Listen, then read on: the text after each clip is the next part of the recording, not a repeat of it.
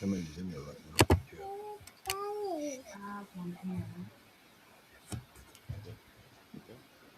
Well, guys, here we are. We are live. We are streaming, and we got an awesome lineup here. I'm excited to see what's going to take place tonight.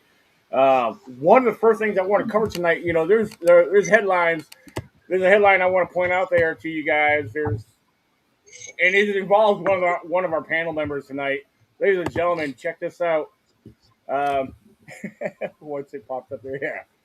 Wow, what is this? What the hell did I do? United States Postal Workers. Postal. That sounds about right. Yeah. Yeah. I couldn't resist. I saw your post earlier today. Was at work. I was like, I gotta throw this up there. Well, thank you for that, sir. Thank you. Absolutely. You got him, Daniel. Absolutely. It's about time someone gives it back to him. Yeah. Very good. I re-add Nikki back in here. Hold on, let me Where'd get she her go? back in here. She's here. I gotta find her again. So. Oh. There we go. What happened? I don't know what happened. I just lost signal and it dropped me. Yeah, I think it was the postal I think worker. Richie laughed too loud. I think she. That's happened. I think she went to go buy a paper. Right? Yeah, get a copy. No, of that I paper. know what it is. It's my daughter streaming at the same time, so we're using up all the bandwidth. Ah, Yeah. that makes sense. That makes sense. News flash: Banter with Richie B on the cover headline here. I know, right? Oh, that's right, Jim. Well, first of all, I want to welcome on the live chat. We have a number of people already on the live chat. That's awesome. We usually have questions, and a lot of people want to share feedback. We love that. We welcome it most definitely. We'll be trying our best to watch questions on there. I mean, I try to watch it so I can pop it up on the screen so we can all see it. And I want to welcome SNX Radio. Thank you, Richie B, for connecting them with us. Absolutely, no doubt. Yeah, absolutely. Yeah, get over to SNX Radio, everybody. Coley is amazing. Coley UFO, and she offered that. She's all about everybody growing together and helping each other out. So definitely check her out on YouTube, everybody, please. Yeah, we watch her quite a bit. She's awesome, man. Oh, you see everybody? Yeah, you should be in bed. Sorry, my dude. Don't want me on that show because I shut it down. I crashed all of her equipment. Was it the coffee? No, it was actually something else. Imagine that.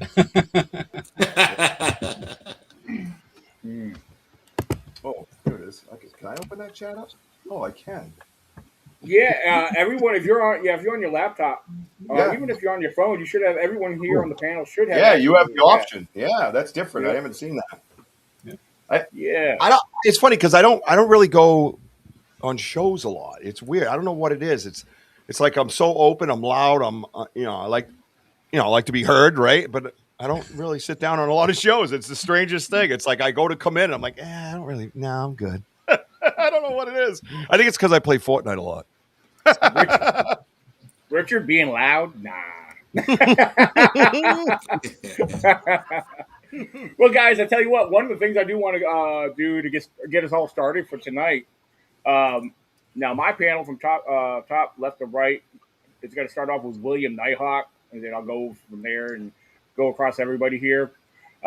First of all, I want to welcome you guys individually while we're live. William Nighthawk, thank you for coming on tonight. This is quite the honor for you to come on with here. Now, you've been running a series of podcasts. I was wondering if you could kind of talk us through and give the audience, for those who may not know you, kind of fill us in what you do and why you do, and kind of go from there. I've been called the weirdness doctor. I've been called the weirdness medicine man. I'm actually an ordained minister for the Native American Church. I'm also a medicine man, Lakota and Cherokee. And I've been in the paranormal field and the supernatural field my whole life. I had a near-death experience at the age of 3.5. And from that, it just magnified 150% on everything paranormal and supernatural.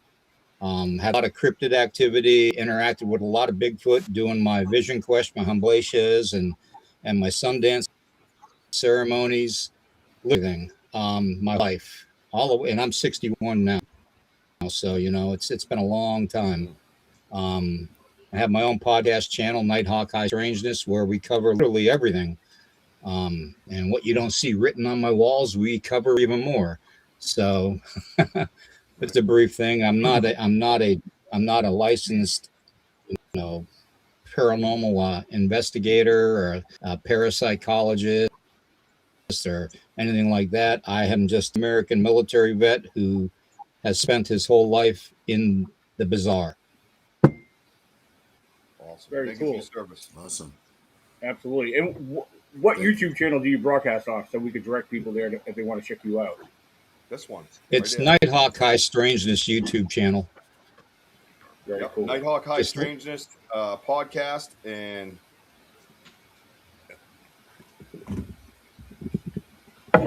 get over there, everybody, and subscribe. You know what to do. Go. That's what he does, guys. Yeah. My people are the best, Thank man. you, They'll Richie. jump right on You that. share. I got you, brother. Absolutely. Fellow veteran, right? We work together. Oh, yes, sir. Awesome. Oh, over here, next one over is David and Melissa Lester. Melissa, thank you for bringing your father David on tonight. Daniel, dagnabbit. Dag nabbit, shalababama ding dong. What's wrong with you, boy? I had to put it out there. My mom jokes with my father all the time. Every time they go out. Where'd William go? Yeah, Yeah, William just kicked me up next in line. What's wrong with you, William? Yeah, you guys keep rotating here on me. I gotta throw down to get everybody back on here. Maybe it's not us. Maybe it is you. There he is. I lost the signal. I completely lost the signel. The same thing that happened on SNX Radio when I was trying to go on live with them. Really? Here we go. He's got the energy around him. I think it's just Nikki's daughter streaming. It's knocking everybody out. All right, back to you, Sticking David and everybody. Melissa. Blame it on Well, Nikki. really- She's all the way down in Texas. Real quick about us. We've been married 35 years, going on 36. We met in the Army. When she was in the Army and I was in the Army, I retired in 98. Nice. Then I retired from the local sheriff's office here in 2018. But when I met her, she got me intoxicated. 3 days later, I woke up married. So, I mean, it's all she knows from that point. Woo-hoo, 3 days. Been there, done that. But as far as the Bigfoot stuff, basically, we got involved. We've been interested in the paranormal all of our life. We've had things happen in the paranormal all over our life various times. And some of it we actually have documented on video. Due to my two careers, we really couldn't get into researching, obviously, in the Bigfoot stuff. So we met Daniel roughly 5 years ago. We've been tagging on his shirt tail now for 5 years. So hopefully this year we'll be able to graduate from him and do a little bit more. But he's been a good mentor on that, getting us in the right direction and stuff as far as research. And we try to keep things in perspective with our knowledge and stuff like that. We're not running out there in the woods and every shadow and all, everything you see is Bigfoot or paranormal. You know, we try to rationalize like Richie B and everybody else does. You got to try to debunk what you come across to get some validity about what you're looking for. 100%. And that's where we're at our point. And if I can never get Daniel to quit buying me equipment, I might be able to do a little bit more. He'll send me a text and, hey, look at this. Next thing you know, I'm out buying it. And then, you know, we got more equipment to That's work the with. worst. Well, I'm broke You most got of to the have time. So I tools need, out there in the field. usually, since I'm broke all the time, I need to try to get you to buy 2 of everything I present to you. Yeah, let me show you how to use that. Hey, where'd that go? Anybody seen that? I bought it 2 months ago. Where is it? Daniel's over there on the video. Well, that's Daniel too. He finds stuff he bought 3 years ago. He forget he had, you know. So, but that's where we're at in our research and stuff right now. And William's been a help, a big blessing in that too, with all his knowledge and whatnot. Some of the things we've encountered, he gave us a little bit of insight on it and what to do. Which, if we have time, we can go into it later on the podcast. But that's where we're at. Absolutely. And it's fun. It is fun, isn't it? My name's Richie B. What's happening? I had Bigfoot in my backyard in the Bridgewater Triangle in southeastern Mass, and I I kept it secret for about 8 years. I didn't really tell nobody. I didn't really know who the hell to tell. I mean, the hell do you tell people? You know, they'll lock you up. But not that I haven't been locked up before. And I could vouch for David as well. I could vouch for David. Melissa got me drunk, and we ended up married as well. So that's the thing. You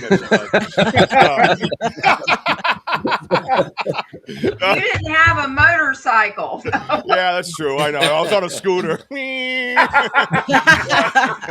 But no, so yeah, it's been a long ride for me. And then you know, through some tragedy in my life, I found passion, and this was my therapy, was getting on the podcast and telling my story and kind of sharing it. And that's, like my boy Wojo will tell you when you get to him, you know, that's brought other people out. And I've been through some of that negative stuff in the Bigfoot world, and I shut all those people out, and I've opened up a community of fellow researchers, fellow critical minds, a lot of good people. They don't have to think like I do, you know what I mean? But we have to be able to discuss things respectfully. And the community that I feel that I've built does that.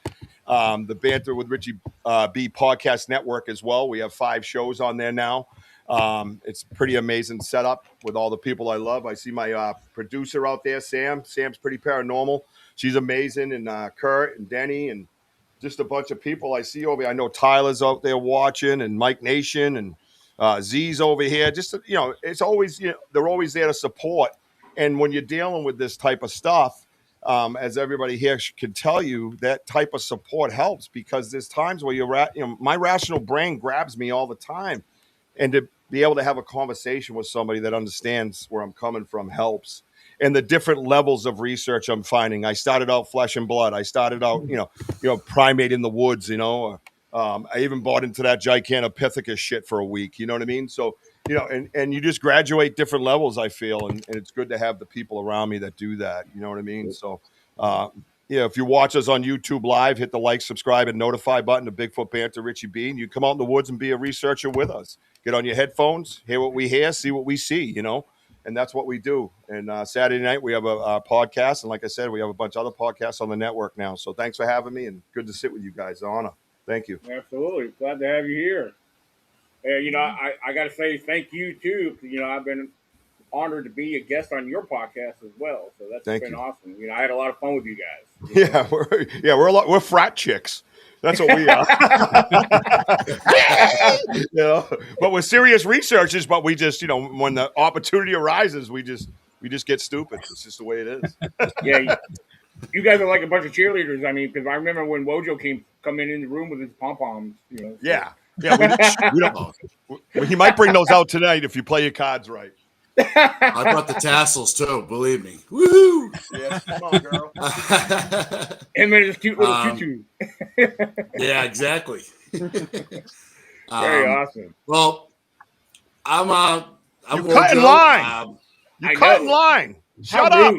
Rude. Oh, Nikki, go ahead. Sorry about my co-host. He's on an Android. He doesn't know any better. He's used to following you, I guess. Your daughter's streaming. Hurry up. So, hey, y'all. I'm Nikki.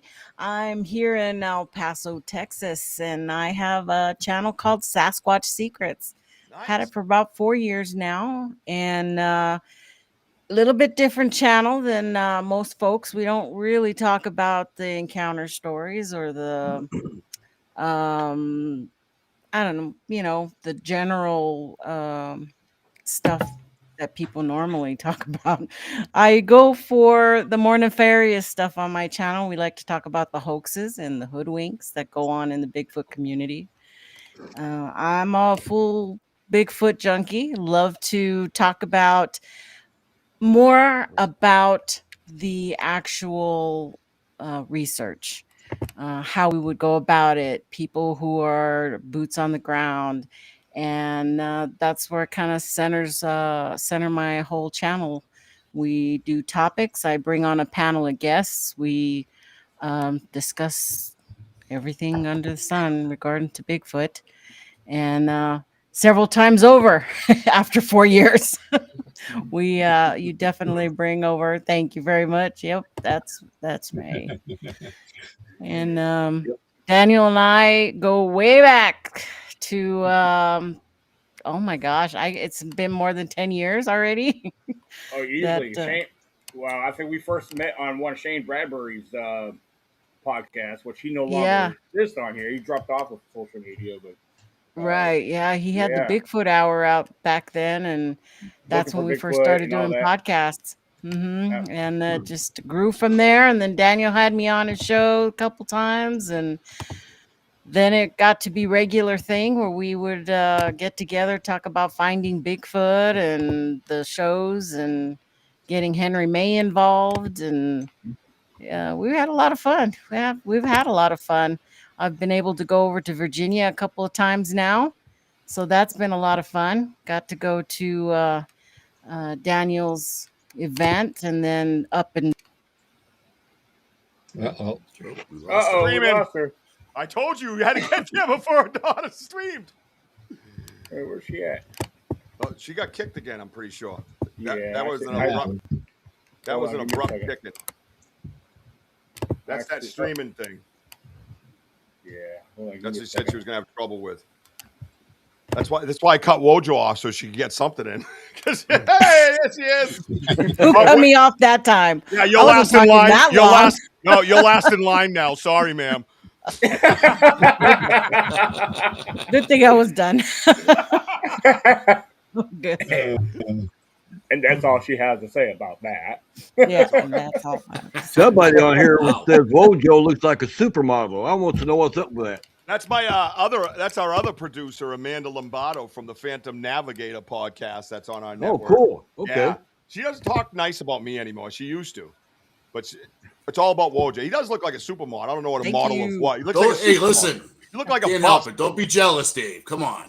You look like a supermodel of like a bus. Yeah, it's Yeah. Short one, but still a bus. But go ahead. I don't see how you two very get short that one. gun out in the woods when you're out there running around. You two are a trip. Wojo and Richie B. If you heard the thing we end up saying, like I have to get up close to him and like show the live because he zooms in with his Android. The only good thing that an Android is good for is the camera. So I zoom in on it like that, and he's like, "Is that the knocker?" And I'm like, "No, glad to see you." You know what I mean? And everybody's like, "What?" Well, he's coming from behind me. And he's swinging his arm in front of my eyesight to try to get in front of my phone. But yeah, he's pushing me forward. And I just like stopped and turned at him. I said, "Is that your tree knocker?" And I'm like, "No." It's just things like that. But that's the mentality we have. It's serious, but we have fun. Go ahead, Wojo. Who are you and what the hell you doing here? Yeah, you gotta have fun. Yeah, well, all right. So hey, I'm the Wojo. I was like a hitchhiker until this like van pulled up and it said "Banter with Richie B" on it. He's like, "Hey, I want to go squatch." And I'm like, "No, I'm just looking for something to eat, man." But you like puppies? Well, anyways, I'm the Wojo. Thank you for having me on here. And real quick was that I've known Richie for like over 25 years. We played softball with and against each other, and then I noticed he had a podcast, and so I gave him a phone call. I'm like, "Hey, what's up with this podcast?" He goes, "I got Bigfoot in my backyard." I go, "Get the hell out of here." He goes, "No, I really do." So now I was so intrigued, and I told him, "Well, I was a hunter in the woods, but I go, I never find these things and whatever." And he's like, "Yeah." So he calls me up the next day. He's like, "Listen, my producer got sick. Do you want to go out with me on an investigation?" And I said, "I want to see what you're seeing." So we went out there and find some interesting stuff. It was pretty that way. And ever since that investigation, I just been going with him ever since. I've been down that rabbit hole of finding out what's going on in these woods and why and everything else. And 2 years later, actually in between that, I became co-host of the Banter with Richie B show on Saturday nights at 6 p.m. and which was like, it's just been an incredible ride. And then now I have my own show. It's called Home of the Boom on Tuesday nights at 6:30. Boom! 7 o'clock, excuse me. And on the Richie B podcast network. Sure. So, and this is where I'm at. Me and Rich go out like once or twice a week. And I'll tell you, it is a ride. I just love what's going on in these woods. It's crazy. Very awesome. Richard gave me a little bit of history on you when he first met you. He was like, like the neighborhood group of kids that were playing baseball or something in the neighborhood, and he felt sorry for you because you were like the last kid that didn't get picked, and so he had to bring you on somehow. You know, that's. Let me tell you. No. Let me tell you something about this guy. Do not be fooled by him. All right, he is a solid mass of human muscle and hits scuds about 400, 500 feet if he wants. Lefty, absolute dog. So I'm bringing him out of retirement this year to play on my team because I guarantee, as old as he is now, he'll hit him like 350. That's it. Hey, listen, 38 years, 38 championships later. Yep. I think it's time to come out of retirement and look for another one. Yep, let's go. So, Let's go.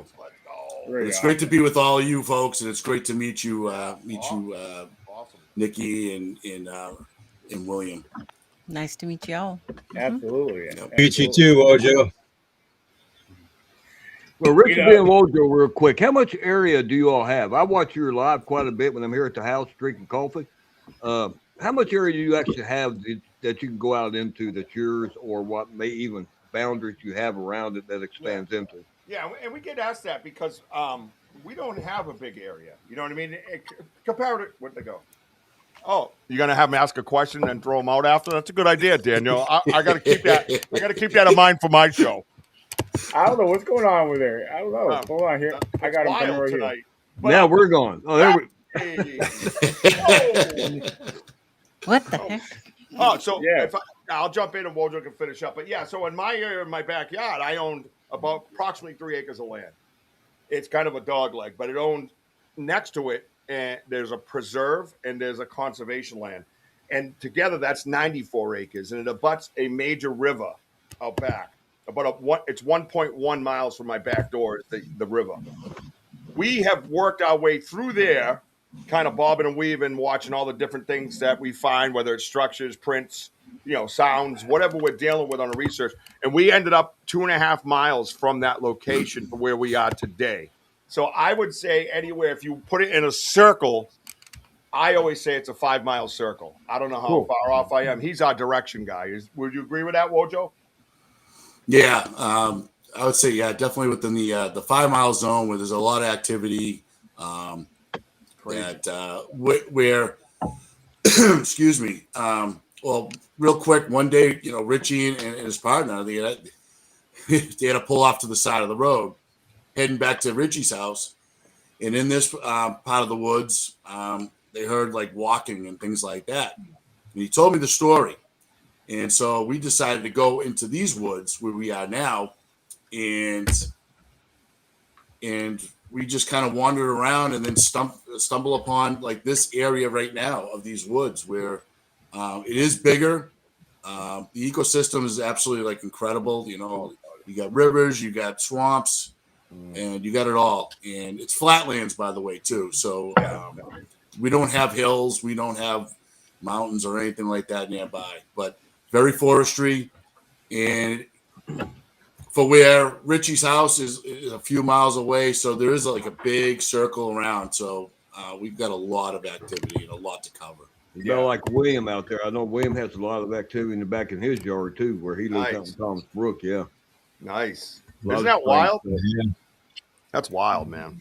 It was wild for me. I mean, it's funny you guys talking about you guys only have small areas, or just on your property, I mean, like David and Melissa, they know when we go camping or we go to our main research area, it's hundreds and thousands of acres of woods in this area, all part of the national forest.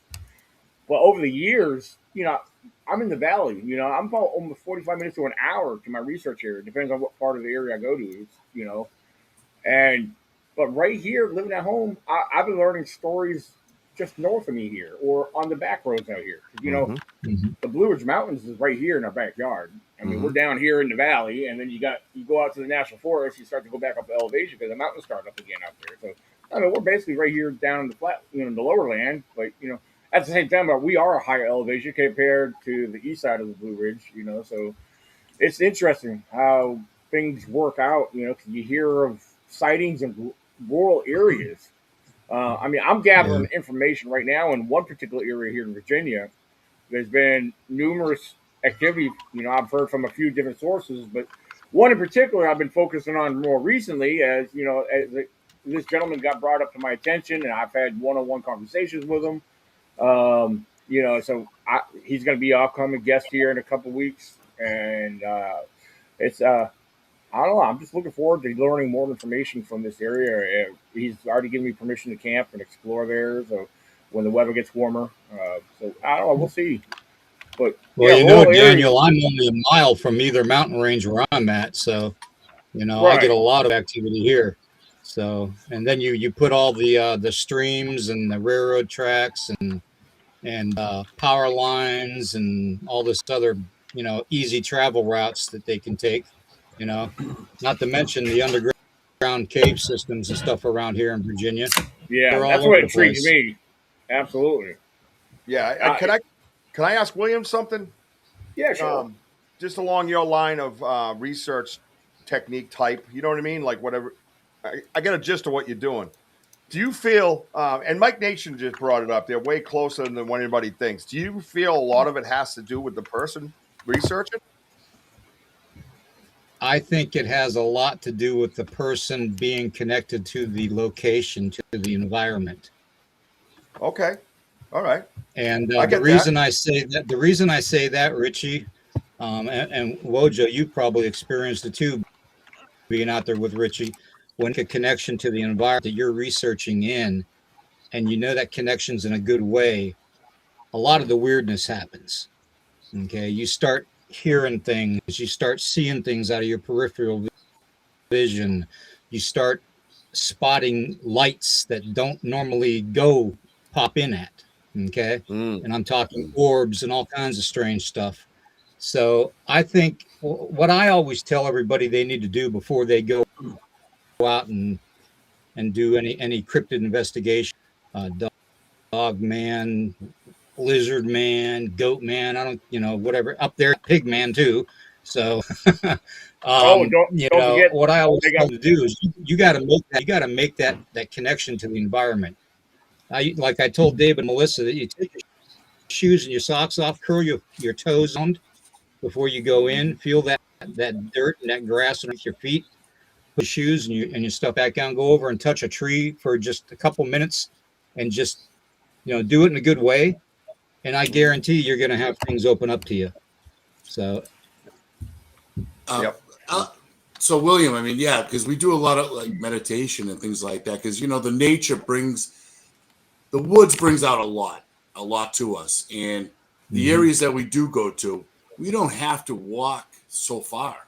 Well, really, I mean, we don't have legends like Spearfinger and Che Oyate, the nation, as the Lakota people call him, Big Brother. We don't have these legends just because we like to make up things. These legends are connected to the environment, to Mother Earth. And the more people realize that, the more you're connected to your location where you're living, the more respect you give the energy within below your feet, and the air that you breathe, and the wildlife there, the more interaction you're going to have with all the weirdness, and not just Bigfoot and Dog Man and all these other things. You're going to have lights in the sky. You're going to have floating orbs in the woods. You're going to shadows, all kinds of stuff. Pugwudgies are a big one up by you too. So some of that stuff he's talking about now is his last two campouts. Exactly what he's talking about. We've been going to this area now for 3 years. What he's talking about, we've actually experienced ourselves where we're at now, from lights, mechanical equipment, electrical equipment problems and issues, electrical equipment turning on and off by themselves. Never happened before. It's what William is saying is 100%. And if you don't get out there and make contact with stuff, I don't know if it's just, I mean, we're practical about it. We keep an open mind about what's going on, but we've never had this. If anybody doesn't think that personal energies and personal connection to Makawa Khan, Sacred Mother Earth, is a thing, then just watch when I go on a podcast, because my energies alone kick me off the podcast all the time. Like I said, and I'm sure SNX Radio in the chat can confirm, I literally crashed their equipment when I was going on to a live one night and I waited for about an hour to go on, but she couldn't do it. She had to get new equipment because of it. There is so much in this world that people that adapted to understanding or having or thinking outside like indigenous people do, they don't want to comprehend it. It's like they're afraid that if they think it exists, it's going to harm them in some way, and it's not that way. Energy works both positive and your negative on a battery terminal. You know, you got your good energy and you got your bad energy. This is a duality world, you know, that we live in. You can't have hot without cold. You can't have anger and hatred without love and unconditional love. You know, there's always that duality. So what I usually tell them when they have a bad experience with, you know, a red glowing-eyed Bigfoot or whatever, or red orbs, they had to have done something to offend the environment. They had to have done so because a lot of the stuff that we are experiencing that step away from the flesh and blood aspect of the cryptid world is more of an elemental type of a being, like little people, you know, and other elementals.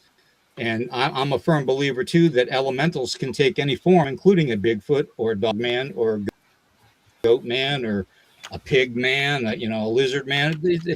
Whatever they know will trigger you, they can take that form. Well, that's just you I know, want to from make my about what happened experience. this past summer. Maybe William or Nick, if somebody can expand on it. Since we've been with Daniel, we've been out doing Bigfoot research. We wasn't looking for this other stuff. This past year, it's like it came to us bit by bit. We all experienced it in the group, one way or the other. And it was just it wasn't an individual experience. It was one, I mean, it was two or more people at the same time having that same experience. So, I mean, we wasn't looking for it, but it came to us. And now that's expanded our research even more besides Bigfoot, which is our primary focus. But now we're so captivated about the stuff that happened on the last two campouts. It's given us more to look at, to get in more in depth with, to see what happens. Main focus is going to be Bigfoot. And then if we're going to be ready for this other stuff, I mean, even more so. I mean, I just recently went out. I just bought you got to have equipment, and we piece it together as we go. And it just, my action cam one night picked up some electrical static. We don't have electrical power. It's all primitive. You carry in what you're going to take. We're out there a week. You take it out when you leave. But just to try to get answers, I got a Geiger counter, alpha, beta, gamma radiation detector, X-ray detector. It's not top of the line. It's not $2,000 or $3,000, but it's just another tool to have out there in the woods. That way, if we have experiences or to test the areas, stuff like that, from your thermals, is there any abnormal radiation on any of those levels out there in the woods? I mean, it's just trying to tie pieces together. And I just find it fascinating. And you know, we love it. You know, camping, camaraderie, get out there in the woods, connect with nature. I love the transition from day to night because you can just feel that shift, the aura shifts when you're out there. Yeah, you do. And I just wish people that live in the concrete jungle would leave it for sometimes, not down to the city park, but to get out there in the real woods, the real environment, the national forest, with nobody else around or very few people. We don't camp with 50 other campers around us or anything like that. Those camp parks, I mean, that's not us for that. We go out in primitive areas, pretty much isolated. But if anybody can expand on why it might be coming to us now, I'm open for information on that. I mean, we wasn't looking for it, but I'd be doggone. And Daniel, times, you know. And well, I think I'd like to say that you haven't seen nothing yet. Thank you, William. You know, Lester, David. Yeah. I think we all have found that more and more you get more action right around your own campground than you do when you're out you know, not to say hunting, but when you're out hiking or doing your trails, that the odds are something might follow you back, you're trying to interest them into following you back to get those little pieces of, happenings, whatever it is, come follow you back, because I'm pretty hardcore flesh and blood, and many of my group are the same. Yet we have all come to a conclusion that uh, it's about just making yourself available. That they're so elusive now, and I feel the population has declined a little bit. That they're gonna come if they want you to see them. They're gonna come to you. If you have Yeah, good intentions or whatever, they're gonna come to you. yeah, Um, I see and what you you're just saying have on to be that. available. Yeah, I see what you're saying on that aspect. Most of the electric equipment we had, the failures, the batteries going dead and coming back up, and so on and Hmm. so forth. Some of it happened at the campsite because we leave people back when we go out at night and stuff like that, for safety and in case we need a vehicle. Somebody gets hurt when we're out in the woods hiking at nighttime, because I mean we go out, but the lights was about maybe a half a mile away from camp. Another incident was a half a mile. It's always like a half mile radius so far that we experienced, and Right. as well as camp. And at the same time, when we seen the light, they were having electrical issues at camp with the radios and stuff. It was the batteries going up and down. So yeah, I see what you're saying on that, how they follow you back, but that's new to us. I mean, we've experienced paranormal throughout our life, one degree or another. And now that we're out doing this, it's just opened up a whole new world, at least for me and Melissa and Daniel too, I believe, because the way he's getting it more on when we first met Daniel, he was more on the Bigfoot side. He got us involved in it, teaching us about Bigfoot, so on and so forth. And now this other stuff is happening. I can see his mind shift from Can't blame strictly me. Bigfoot to the possibility of something else going on. He don't have a choice. No, he don't have a choice, especially when he's with us. But Bridget, have you and Mojo seen anything like that or experienced anything like that?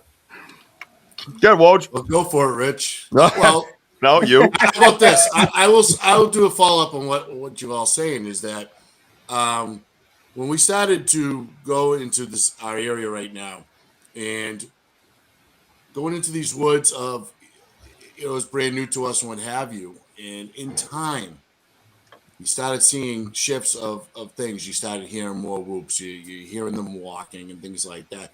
And I think the longer you research in the same area, the more energy, the more because they're trying. I believe they're trying to figure you out too. They know your intentions before you even show up to the to this to our where we park and stuff like that. They just know our intentions, and the energy shifts. I believe in good ways. And as for our equipment, we never had a problem for a while until we started, like I said, more whoops, more the energy shifting. Now, Rich, you might as well explain, like, because Rich is on live and he's got the, he's on live and Yeah. and And it keeps having his problems. yeah, no, and that's one thing that I know. I don't need to hear it. I understand. I have a phone in my hand, and it's kind of out of character. And people say I'm going to experience less because I have it and all that stuff. But if nobody's doing it, none of us are going to know. And with the connection I feel that I have, trust me, I feel guilty at times going home. We've left recorders, and we have a recording that I think is historical, and I haven't released yet. I'm waiting for a moment to do it, but it's theirs, and I feel guilty about just releasing it. So, whenever we take something from them, you have this connection that you feel like you have loyalty to them and you're letting them down. It's a wild, crazy feeling that felt you never felt anything like that. And when you say that, you almost sound crazy. And when I hear myself say it, I almost sound crazy to me and my rational side of my brain. But I know what's happening. I'm standing in it, watching it. And when they're around, I know when they're around. And then like the YouTube will just freeze up and they'll kick us off. You have like 50 people watching. Boom, kick 6. And it's always the same ones that have been loyal as well that watch, that come back.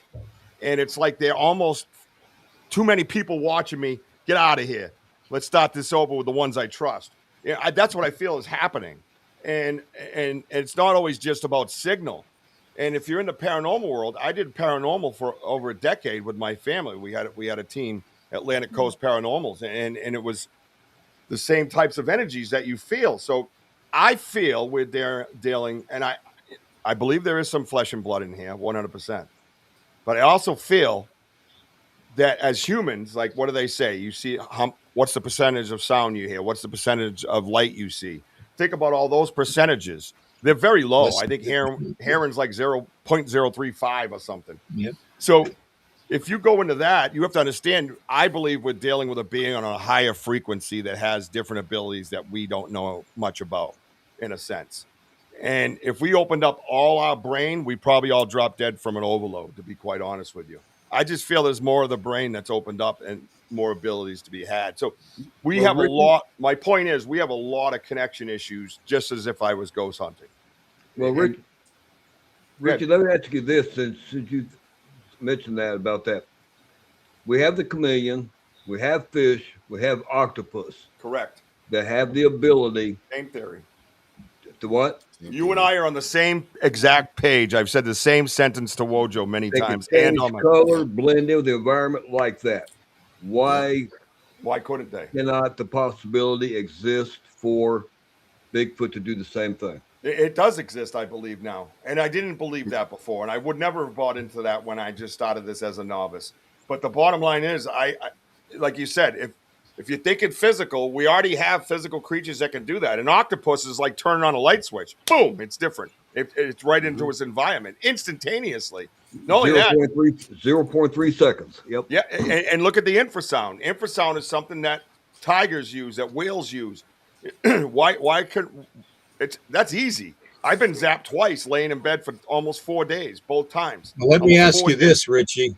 Let me ask you this, Richie, Nikki, and Wojo, and Daniel, and everybody, and David, and Melissa.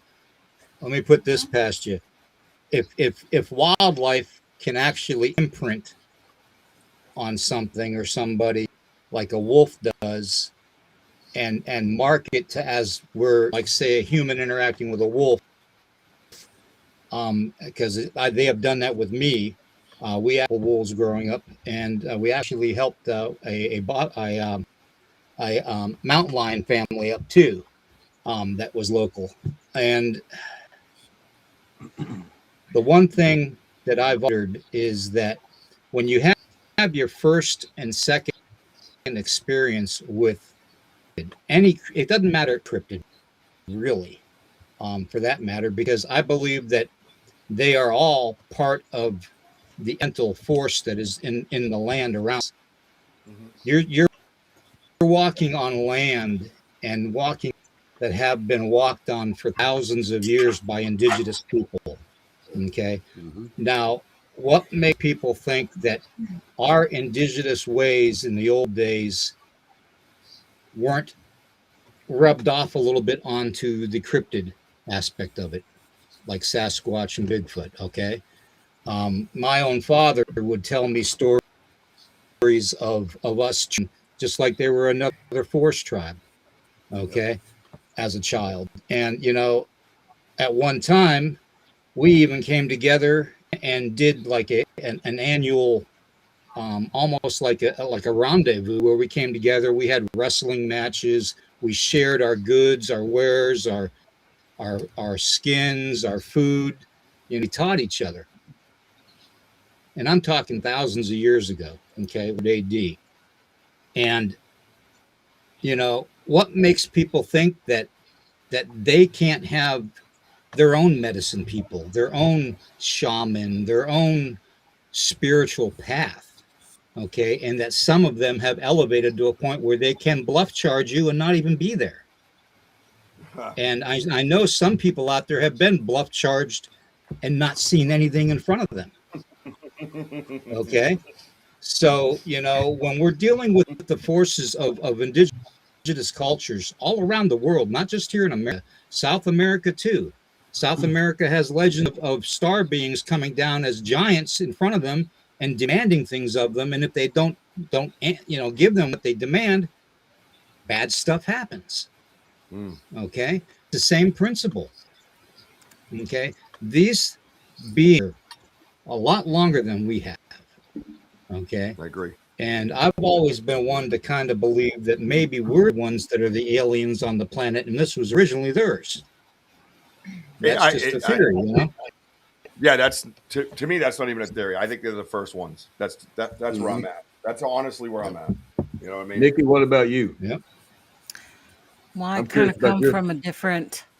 I'm not a knower. Okay, I haven't seen a Bigfoot. I had a really We haven't either. strangest. I have had a very weird moment on the side of Mount St. Helens that has made me feel like there's really something out there. I didn't know how I was going to react to that. You know how they always say, "Oh, I'm brave. You know, I can go out in the woods in the dark and walk with all of my group, and I can go out by myself." And but the minute something happens, the minute something happens, Oh,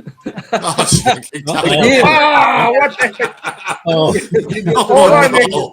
I'm coming, Nikki. Hold on. I see you there again. Damn it, man. Poor Nikki. Stop it. What the? It's funny because the moon above you looks like it's spinning, like you're loading. I know. That's what I keep saying the same thing.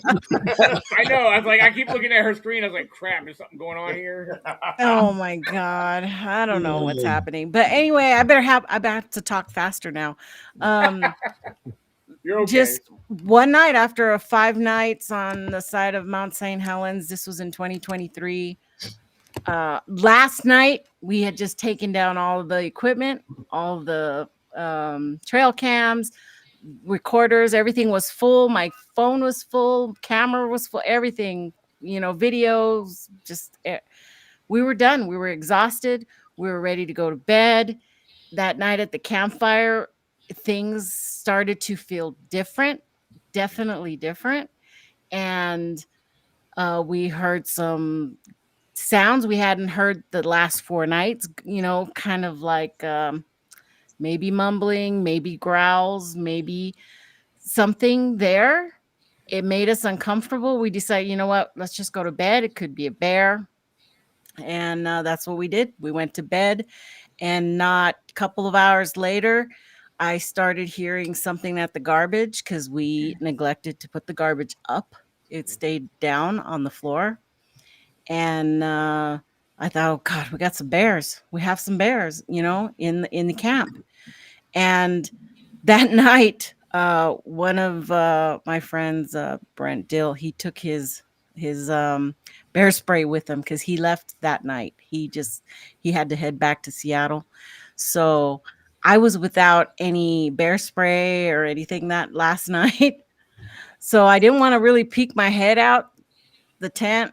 And it wasn't a tent. It was one of those Arctic type canopies where there's no floor, you know, it's just right on top of the ground. And I listened and listened, and I could hear something rumbling through the garbage. And I thought, oh my God, we're going to have such a mess in the morning. Okay. That's what we get for not putting up our garbage. And then I'd hear it going through all the seats, all the lawn chairs. You could hear them moving around. You heard it go around to where we had our camp shower. And then another hour later, all of a sudden, I could hear the walking, the bipedal boom, boom, boom, right to the back of the corner of where my head was. And it stopped. And then it leaned down to me, like, you know, if you're in a tent and you can tell when somebody's on the outside of your tent, you know, it's super thin. Something leaned down and it went cha, like that. And I froze. I completely, totally froze. I couldn't move my body. And it leaned back up. It stopped. And then it walked back to the garbage and proceeded going through the garbage again. Were you alone? I was alone in my tent, and then in a tent next to me was Jennifer Watkins. Okay. Okay. And across in front of me was a little mini trailer. We had Jay Birch with us and his wife, and they had one of those little bitty trailers. And they were in their trailer. And another guy, Dakota, was a little bit further down. Now, So Nikki, she go ahead. heard things too that night. So that we kind of corroborated later. Well, I thought that was you. No, I thought that was you type of stuff, And I heard something get in and out of the creek that next morning. I didn't sleep all night. I got like a series of 3 videos on my channel where I was doing like a Blair Witch project. All you see is my face, It was a Sasquatch witch or Blair Witch project thing that I had going on there. And I was trying to document everything that was happening, but I couldn't get out of my cot. I wasn't going to get out of my cot. I had already made up my mind. I have nothing to protect myself if it was a bear, but no signs were there indicating it was a bear. No sniffs, no snorts, no clawing at the tent, no huffs, growl, that deep guttural that most bears make when they're in the garbage. We've seen thousands of videos of people videotaping bears in their garbage outside their garage, Well, None when it came to the garbage, did it leave a mess outside the garbage itself, or was it like clean? Glad you asked that, because the next morning we all got up, confirmed that we had all heard stuff going on that night. We walked over to the garbage. There was not a mess. Wow. There was. We had a bunch of cooks with us, so we were eating good out there. And what it was were the balls of foil, that you wrap your meat up in. They were opened up and they were licked clean. Wow. And those Not were tore up, opened those up were like around the floor, but there was everything that I heard was still right there. Was still right there in the garbage. It was just the foil packets had come out. And I kept thinking if it was a skunk or a raccoon, they would have tore that stuff. Oh, that's what I was going to bring up. Yeah. Would have easily. been So it had to everywhere. have a thumb to do that. Yeah. Yeah, and that was not the case. And Nikki went. also, there was a thing of cookies on top of the table that had got left out, not touched. Excuse me. It was not touched. The cookies and the sugar cubes that we had, not touched. I think if it had been a bear, they would have gone for those sugar cubes for sure. They But would have eaten everything. yeah, everything would on the table would have been knocked on the floor, in my opinion. Yeah. We did find tracks, couple here laying around all over, and there was all wet coming up from the creek, the little creek. It was all wet, and we found a Always couple of connected to water, Nikki. footsteps there. Yeah. One thing I do want to touch on that real quick. Now, you recall hearing the footsteps, right? Yes, I do. Okay. The reason I want to bring that kind of lingered in my mind. Now, I personally, right here in Virginia, I mean, I've camped a lot by myself, in the George Washington National Forest. And either hiking, camping, whatever, I've had a lot of encounters. I've seen bears, some close, some distant. I've even woken up to a bear on the outside of my tent. I've been in the middle of the daytime walking into other people's camp to talk to them about stuff, having bears dropping out of the trees and running off. So I've seen a lot of bears. I have a lot of. I like to. I feel it's safe to say that I have a lot of experience with bears and hearing bears and how they maneuver. Uh, because of the padding on their feet, I honestly believe this is just my opinion. I'm not making this as a fact, but I honestly believe that if it was a bear, I don't think you would have heard them at all. Um, I really believe bears are very quiet when they walk, unless they're running. Okay, I see what you're saying about their actual steps. Yeah, no, it was definite boom 4 steps, as a matter of fact, that I can totally recall coming up this little berm, because my tent was right off the side of a berm, and the 1, 2, 3, 4, and it was right at the corner of my tent. Yep. Yeah. Yep. And there were two footsteps there, 2 prints that were only about I think we gauged it about 10 inches, which was a little bit bigger than my foot. Okay. So it was not big. And which Could have been kind of young. lends Yeah. to how I felt something came down, because this thing couldn't have been more than maybe 6 feet. Nikki, can you Um, say that what the sound that it made was near your tent? The verbal it communication it it said. went cha like that, Interesting. just You, like that. was it a word or a sound? A a sound, Oh, Well, because that's the thing, it didn't and finish it. It blew. It didn't blow it. Well, kind of, but it like came from its oh yeah, gut. we know. It didn't come from like that's the here. thing It with came Mike. from Mike in the here. chat the same thought I had. That sounds Native American, to tell you the truth. That's what I was going to There's say. a It sounded like a dialect out there. Yeah, there's a dialect out there that, and I can't remember which one, because I know three of them right now. Is it Um, Salish? that's what I'm thinking, and It I doesn't think it comment out meant. that way. It Yeah. could have Yeah, been Well, Salish. Ojibwe, That I was that think it area. meant. I think that word, that cha sound, means like go or leave or something, Yeah. something along that lines. Yep. It was definitely a strong blow sound that I feel needed to have like lips. Okay, because like, well, I couldn't picture that coming out of a deer or a bear. It was just forceful. It was very forceful and strong. It wasn't light, like a cha. It was Yeah, cha. It was yeah, it was right guttural. It at was really the deep. thing. Yeah, Richie, you yeah, Yeah. hearing this? Yeah, I am, dude. I am. Because it happened to me 3 times, Yep. yeah. and like something like whispered in my ear, Mm-hmm. and actually, Richie and our friend Denny were further away, and I had infrared on them with my phone. Excuse me, and all of a sudden I hear something go like that. Like Mm-hmm. it's just like a blow of air, and it just sounded like right at my ear, and Yeah. I turned real quick, put my phone down just to see if there's any like self illuminations of the Mm-hmm. eye shine or anything like that. I saw nothing, but it freaked me out because it was right there. And then Yeah. another time that we were all by the river, and I had the recording of it. You could hear, and Yeah.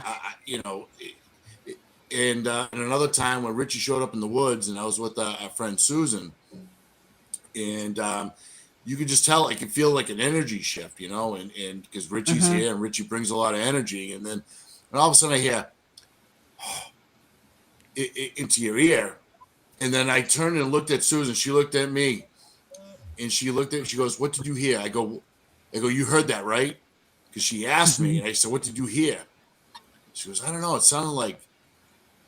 I go, "It was right in my ear." Mm-hmm. This is during the daytime, by the way, and there's nothing Wow. around me, but it's just unbelievable. I Well, look.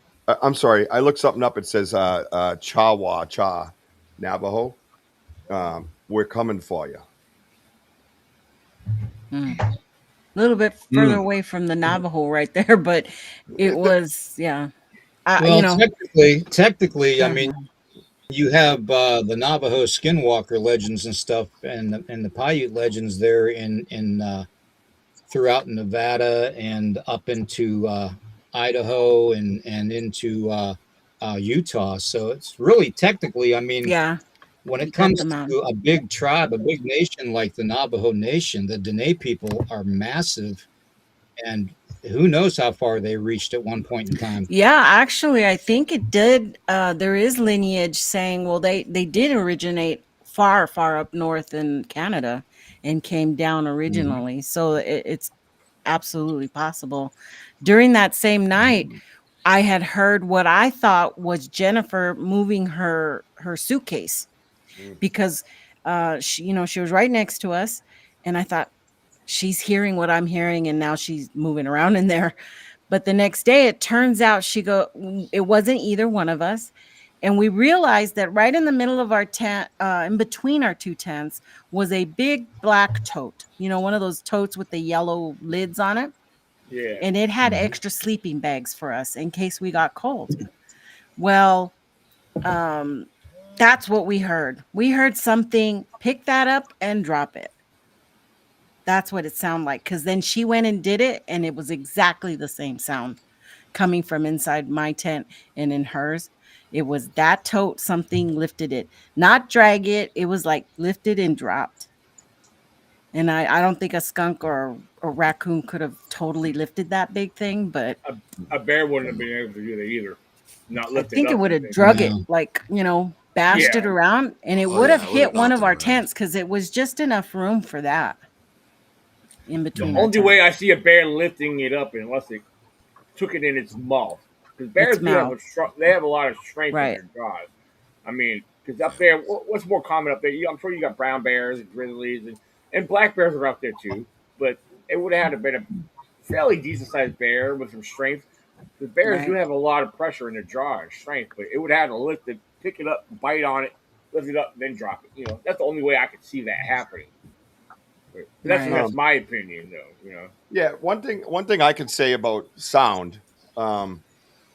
So I'll give you a little insight as the recordings that we have. So we have a gifting area, and we didn't record for a long time. Kind of wanted things to get comfortable and settle down.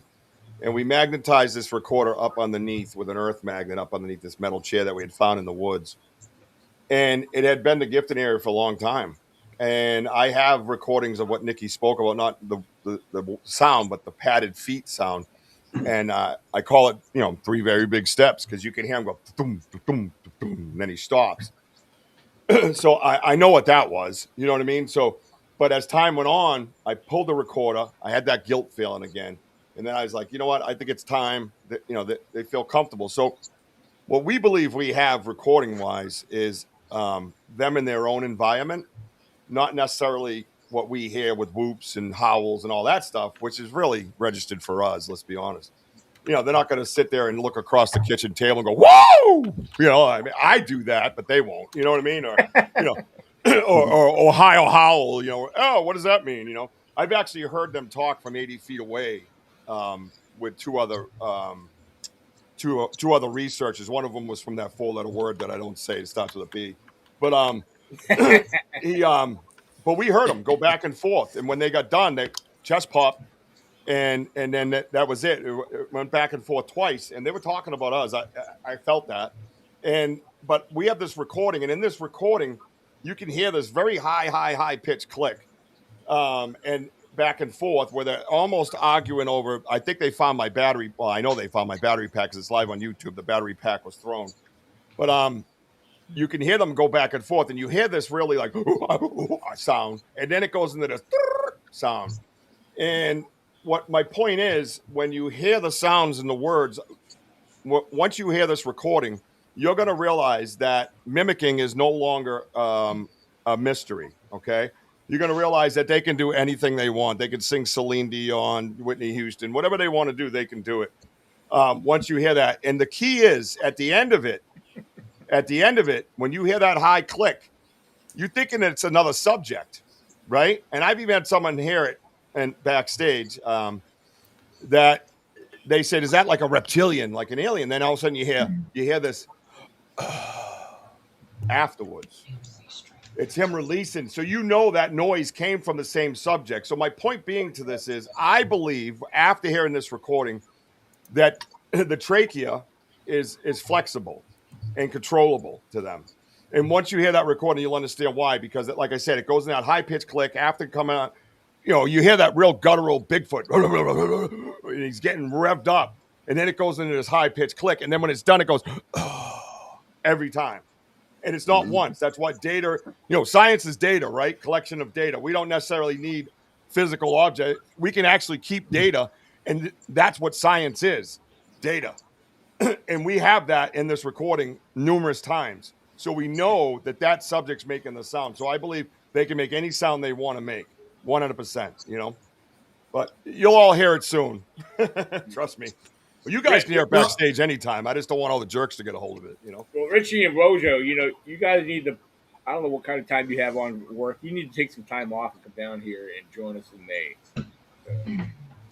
Well, that would be an honor. Thank you for the invite. Absolutely. Yeah, thank you for the invite. This summer, I want to do a lot of that stuff. I think a lot of us guys and ladies out here that are open-minded and kind and research in a kind manner and respect one another, as we said, definitely get more results. graduate to different levels of this research. I'm sorry, but that's the way I feel. Because I have been let in way further than I ever imagined, and I never thought I would be thinking what they are is what they are. brother, you've only just begun. I feel William. I do. You know what? I feel that. I really, really do, because I have such a and my friend Susan Ahern, who's a medium, she says it. You can connect to them, but you're so caught up in the physical that's there. There's a print, there's a structure, that it's hard for you to hear the messages that they're sending you. And that, when I first heard that, it's so profound that my rational brain comes on and goes, "We're all crazy," you know what I mean? But it's like, but then I experienced it later on in that very investigation of where I got it back, and I went, "Oh my God, what was that?" She goes, "That's it." And this is like what William's talking about. So I'm kind of creeping up that ladder, trying to get to a different level. All the way down. Yeah, Nikki, you want to come back up to Virginia again? Yes. Oh, absolutely. If you pay, you pay. I'll come. No, it's wonderful there. It's so beautiful. I've enjoyed every time I've gone up there, and I usually try to make it. The last event was for the Blue Ridge Festival, the winter in Wintergreen Park. Yeah. So, that's a 2-day event there, but I made it I think I stayed 4 days? Yeah, Friday, Saturday, Sunday. I left Monday. Yeah. Just, to hang out and be up there. It's so beautiful. But I'd absolutely want to go camping with you sometime. You're just so far away from me. I know. And what's hard is when you love the subject and you want to meet all the people you talk with, right? You want to meet everybody you have podcasts with and everything. So, that was my goal, was to just go out and meet people. So that's why I went to Mount St. Helens. I had a group of people out there. We called it the Sasquatch Shindig 2023. The next year, we went to Canada and we went to Sasquatch Provincial Park there in BC. And that was amazing. Got some great footage there. Nothing happened, but I got to visit some really great places. The Ruby Creek incident, where the Chapman family had their famous incident in 1941. We went walking along the tracks, the live train tracks, to the wild man sighting of what's his name? Oh gosh, now I can't think of his they called him the monkey boy. Jacko, the wild man. His sighting right there. So we got to see some really great things, go to some museums. I got to take a Hummer right up the side of the mountain all the way around the lake. So you get to do some amazing things with some great people, and seeing Daniel a couple of times. But man, it hits your pocketbook when you have to do those things. Yeah, and sure. You got to save up for it. And I'm really trying to get to Bluff Creek in July. I've been invited up there to go see the PNG film site. So hopefully that's my next big goal right now, is to do that. But I want to drive, because I want my own equipment. And when you're flying, it's almost hard to take, everything with you. You should hook up with a young man in California. He goes by Bigfoot Dwarf. And I'll see him. Yeah, he's going to be there. He's going to be there. Good. He's a good young man. Yeah, Glenn is a great guy. We've done a lot of podcasts together, and I was supposed to go last year, but unfortunately I couldn't make it last year. So I'm hoping Nikki, this is the year. You know what you need to do, right? You need to tell Javier to start working overtime. And Guess who's working overtime? This gal. Last couple of weeks I haven't even put a show out because I've been working so much. But that's his job. He's supposed to be working the extra hours for you. He is. That's why I made him take that big job in Italy. Oh wow. Yeah, so he Hey has Dave, if you want to know where he the has- batteries are, she took them because she's taking. Dave's like taking her for the trip up there. Wojo, Yes, Rachel, sir. Rachel Adventures. Rachel wants to hear your famous saying. What the boom? Boom! There you go, Rachel. There you go. I got you, girl. You know we do. Yeah, you know what I think about when you do that? Here comes the boom. Yeah. Yes. Uh, Yeah, he dances to that when it happens. It's not pretty. no, Not but, pretty. no, but you know what though? It gives me that energy of going out with Richie. We have so much fun. We have so much passion. Being out in these woods, and you come home, you're just like, oh my gosh, like you just like you want that release. So I'm like, yeah, boom, Yeah, I hang out the mirror and go boom all the time. No, that doesn't happen. But that's what happens after every investigation because since I've been out with Richie, I haven't had one bad investigation. Yeah. And going out to parts of New England where we do our speakership, going out to the Colorado Critter Fest out in Russell, Western Mass. The Vogel brothers. The Vogel brothers, these guys are very knowledgeable, boys, field man. guys, and have their experiences. Speaking And of the one Vogel thing I will brothers, say, William, they're coming down in is May. that They're coming to camp with us in May. Nice. oh nice. Is that we meet a lot of people as we go along. We hear people's stories and what have you. And so I met this couple out in Western Mass, and they have a farm, and they say we have Bigfoots in our backyard. I go, oh really? Because I was showing them the casts and our evidence and what have you at a table, and they were like, they take our apples and things like that. I go, oh really? And they go, yeah, and you can hear them talk. I go, really? I go, we have a recording of them, communicating, and so I played it for them. I go, well, this is what we found. You can hear like the high pitched noise in the back of the woods, and then you can hear boom, boom, boom, boom, ha, blah blah. Have you ever heard something? Yeah. And all of a sudden their eyes just like they stared at each other. I go, is there something wrong? Yeah, we hear that too. And then Richie whipped his head around because he was at the setting up at a podcast. Yeah. And I looked at him going, no way. She goes, I go, you're telling me this is exactly what you heard? They go, we hear that all the time. And that was confirmed by a linguist saying obviously not the words, but saying that it came from a trachea with a set of lungs, and it was like a deaf person trying to speak. Is the terminology that he used? Yeah. There is a way that they actually communicate that is above and beyond any human capability. That's why our voices can't get as deep and as guttural as they can. They do have a flexibility to their vocal cords and to their esophagus and airways and all that. Their lung 10 times larger than ours. Yeah. So they have that forcefulness that they can put forth.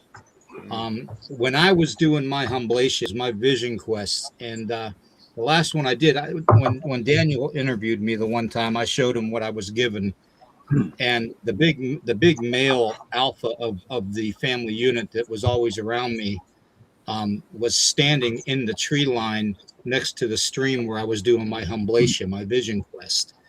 And he literally, when my elder came up to me to pull me out of the vision quest when my time was up with the 4 days, I literally stood up and I walked like 4 feet to the water's edge, and something told me to look down between my feet.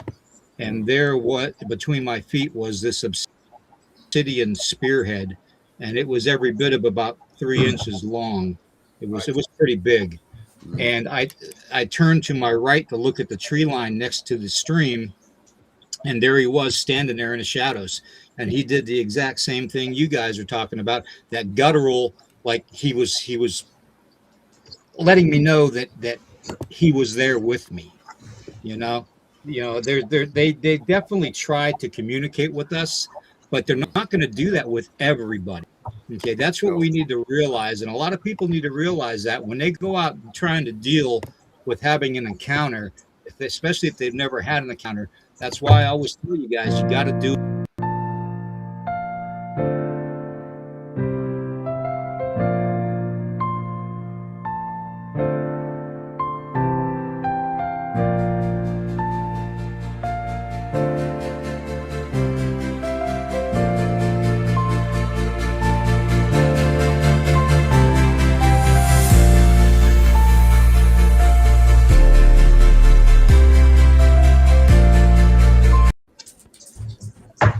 Diamonds are forever. Well,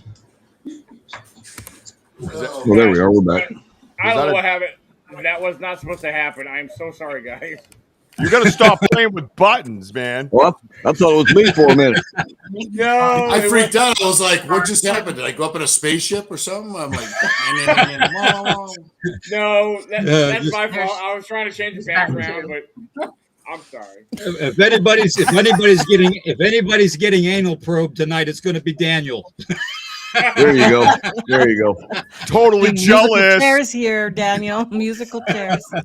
Well, Hey, Richie, while we got you on here, let me ask you a question. I've been trying to. Is there a program that you know about to where I've got some strange audio too, but I can't pinpoint what it is? Is there a consumer program that you know about? Audacity. That I can download. Audacity. That's what we use now. No, I've got all that to be able to listen. Oh, I'm talking about to be able to put the audio through, and then the program will tell you what it thinks it might be, like these experts have. Oh, the experts for the animals and different sounds, stuff like that. Like you have to go to each Go ahead. thing. Yeah, go I ahead. was going to say they have a lot of different video libraries, but you have to kind of tell it what, if you're looking for bird sounds or if you're looking for mammal sounds, or you kind of have to know that. I don't know if you can just enter a. Yeah.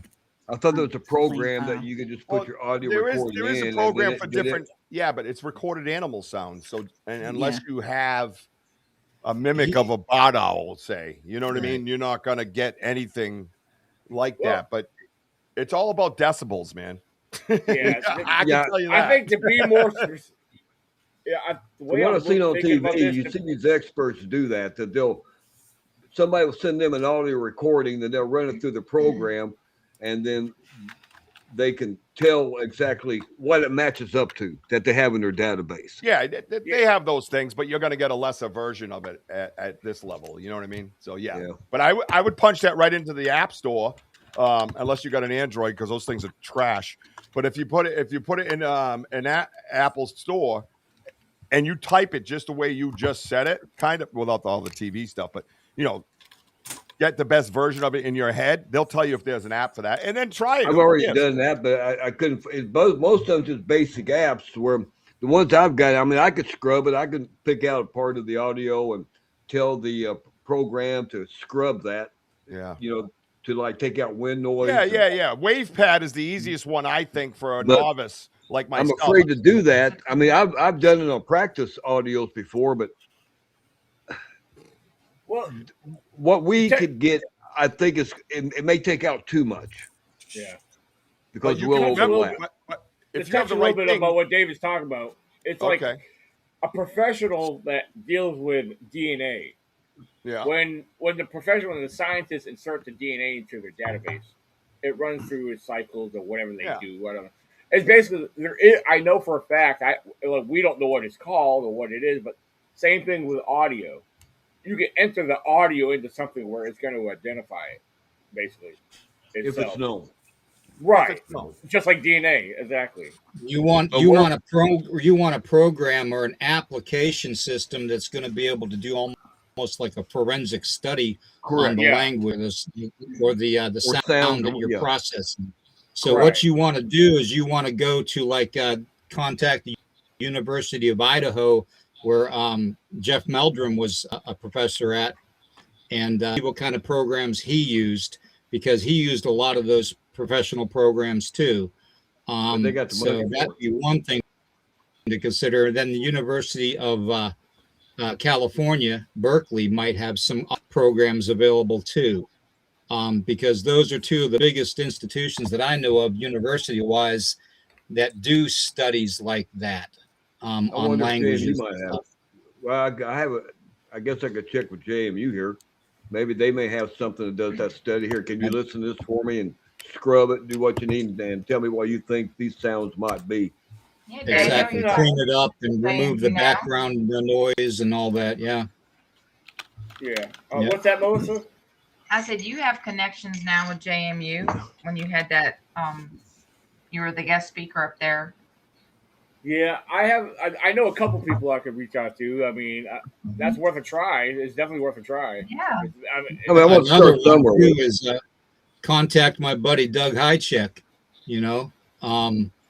The man's got access to a lot of different things concerning the studies of the paranormal and the bizarre and cryptids and stuff. So, and I'm sure, I'm sure if you mention me, he'll hook you up, David. Yeah, because I got a couple of audios. It sounds like it sounded like it was right up at the mic itself, the audio recorder, and it's like a guttural sound. Yeah. I mean, I wish I'd have thought about this. I'd sent a copy of it to Daniel. He could have played it on his thing, but I ain't got time to download all that now. It's on my PC over there, not on my laptop here. If you wasn't out looking for this stuff and you're out there new hearing, if you heard this, it'll put goosebumps down your back. But I can't identify what it could be. I mean, I could speculate, but you're not. What I'm thinking about doing is when I put out my auto recorders at nighttime, I'll send them out early evening, let them record overnight, go get them the next morning. I must have to get a couple more trail cams. I got a couple of good ones here that I'm going to try to marry them up with the auto recorders, set up the auto recorder, and then about 50, 60 feet back from the auto recorder, set up a trail cam. That way, if anything comes in that area, hopefully I can get it on trail cam at the same time. But I got a couple of different audios. Too smart for that. Yeah. The Olympic project. The Olympic project has Chris Spencer. Sure. Huh? What's that, Nikki? Chris Spencer from the Olympic Project also usually accepts, audio files and will run it through his stuff he's got. I hear he's super good at it. And you said his name's Chris Spencer? Yeah, with the Olympic Project. Yeah. Okay. I haven't been following them in a while. I don't know. Yeah. I'm familiar with them, but I don't know. Yeah. I didn't know. I always think of that dude with the audio we have because he's like, audio's so difficult. It's so tricky. Yeah. You can evaporate it like that if you're not careful. You know what I mean? Like I've been like, where'd it go? Like my sound it's in 10 different locations, 3 SD cards. I even played a portion of it on my show so I can encrypt it into the YouTube. And then I took the show down and put it in a Google Drive. That show doesn't even exist, but it's encrypted, time and everything else, and 66 witnesses, just a minute of it. Because I was so nervous of where it was going to go and what people were going to do to it. But that dude, how the hell does he do all that? Like, he has stuff everywhere out there. They're in boxes. They're over here. They have names. I'm like, that dude, 24/7. That must be all he does. Like, it's audio's tricky. I've got it in my mind. Well, I've heard that too. I've heard that too from several people that they say that trail cams don't work. But it's worth a shot. I mean, I got the ones that don't put out a glow. No, it is. And I have something. I have something I believe I actually shared on my direct YouTube live I did earlier today. What I believe is one of them reaching around and triggering it. And on the pullback, it looks like it caught like hair. And if you look at it, it's illuminated white like this. And you look at the edges, you can see the wall. Like if you pull your hair out and look at it on a microscope, you'll have the wall on your follicle. It was the same thing. No medulla, just clear white. And I never said anything about it. I've always had that for years, but it's not something I just present to the public. But tonight I was like, screw it. It's part of my story and part of what made me curious. There's a piece of the puzzle that got me to where I am today. So I shared it tonight. That's the only thing I've really ever got. We've gotten a couple weird things on the trail cams in the woods, and it was wild because there was these 2 white dots. They were same distance apart, and they were wide apart. and it just kept doing this. And it wasn't orbs, nothing like that. It was solid matter. And all I kept thinking was, is that dude cloaking and doesn't realize what the eye is doing to his eyes right now? It was that wild. You could see that it goes like this. It had the same movements of what people talk about with Sasquatch. And I shared it on the show, and all my audience has seen that. And it's a wild piece of evidence from a trail cam. So there is possibility to have them. I don't think they're ever going to walk up and say, yo, what's up, dude? You know what I mean? Like that. Yeah. But there are things that can get these little pieces to your puzzle and just put it together. Why not? It's always worth a shot. Yeah. You know what I mean? I talk to them a lot, so I kind of let them know where everything is. You know what I mean? Yeah. And they know where the microphone is, by the way. They 100% know. Again, YouTube Live. They ripped out my battery. They ripped out the recorder. They threw it down on the ground. It was laying there in the ice. And you can hear them doing it on the thing, you know, like on the recorder. I have a recording of that as well. And all of a sudden, it's like they're right up on it. You know, you're like, how did he figure that out? It's all frequency. And they pulled the recorder out of the tree, Rich, remember? Yeah, well, you know what it is. Yeah, they did. You're right. They pulled it right out of a tree hole, like 4 or 5 feet off the ground, reached right up there and said, yeah, sucker, I know where you're at. William, well, they know. Go ahead, Daniel. I'm sorry. No, you're okay. I was just going to throw in there that they know who the equipment belongs to. They said, when they're tearing it up, they said, banter with this bitch. Yeah. And you can hear and you can hear him sniffing it. He sniffs it. You can hear him like, he sniffs it. They sniffed everything, like everything. You hear the sniffing. And you're right. But that's a good point that you bring up. And our scents are known. You know, they know it. You know, they have that high frequency. Like they know when it's Wojo and I compared to someone else. And when I go in there with someone else, I started just saying, hey, this is a friend of mine. You know what I mean? He's safe. He's good. You know what I mean? He's respectful and, you know, all that stuff. So, and I believe my son is involved because my son in heaven is what I mean. Jack comes as a hawk. And I filmed a hawk out in front of my house. It's the only time I've owned a house since 21. And after he passed, you know, or about a year and a half after he passed or whatever, there was a hawk out front and I'm on a dead end street and he just landed on the phone, on the electrical lines. And I'm standing out there recording him from here to there. He's like right there. I can see everything about him. I'm zooming in on him. I'm talking to him, the whole 9 yards. It's like 2-minute film. So I ended up talking with a friend of mine, Kerry Lynn Shellhorn. It was pretty renowned. She's from Canada. Oh, great. Dave leaves and Melissa starts throwing shit. Great. Good job, Melissa. Our German Shepherd walked around and she started knocking something off the table with her tail. Blame it on the dog. Now you sound like Wojo. Blame it on the dog. Yeah. Oh, that was the dog. Oh, yeah, okay. Oh, my God. You know how many times a dog has farted on my podcast? I'm like, yeah, okay. Whatever, bro. Full of shit. Yeah. But, where's Luna? Tell Luna to show herself. We need to see Luna now. Yeah. So Kerry Lynn had told me 2 days afterwards, I was sitting there with my fiance, you know, Jack's mom, and she's doing a reading for us, you know, as a gift. And she's like, oh, he comes to you in a hawk. And I just went poof. I just fell apart. She's like, what? I said, I have a whole video just the other day of him. So anyways, my point is, I feel that they know him as well, because a lot of times we'll go into our research zone and there's a hawk flying, right, Wojo? Flying right next to us, I swear to you, and he goes up into the trees. So I guess my point is, it's way more divine than people give it credit for. You know, there's a lot of different things, and it sounds like I'm wearing a tinfoil hat, but I'm not. I've lived these things. I've experienced them, and you can see them on YouTube. You're not wearing a tinfoil hat. You're not wearing a tinfoil hat. The hawk is a definite messenger. Okay. The hawk and the eagle are definite messengers to my people. And also the owl is the messenger of a bad omen to my people. So, you know, I can't tell you that the dozens of times I've heard and seen an owl, and then somebody I actually know would pass away. So yeah, you can learn a lot from the interacting with the wildlife. And I tell Daniel and Davis that all the time. And they know. Daniel knows firsthand when he sees something, you know, when you see birds nesting in a water source, that's a biggie, okay? So if you ever look for water out there in the wilderness and you're by yourself and you're thirsty, you know to look for how the wildlife reacts to the area, okay? So yeah, when you're dealing with messages from the spirit world. Okay, whatever you're, the spirit realm, or as I call it, the shadow realm, is a legitimate connection. Okay, it's what a lot of people call in the paranormal field the veil. Okay. Oh yeah. And you hear a lot of people in the paranormal field talk about how the veil's been thinning and thinning and thinning. That's and then you've got other places around the world that are messing with things they shouldn't be messing with.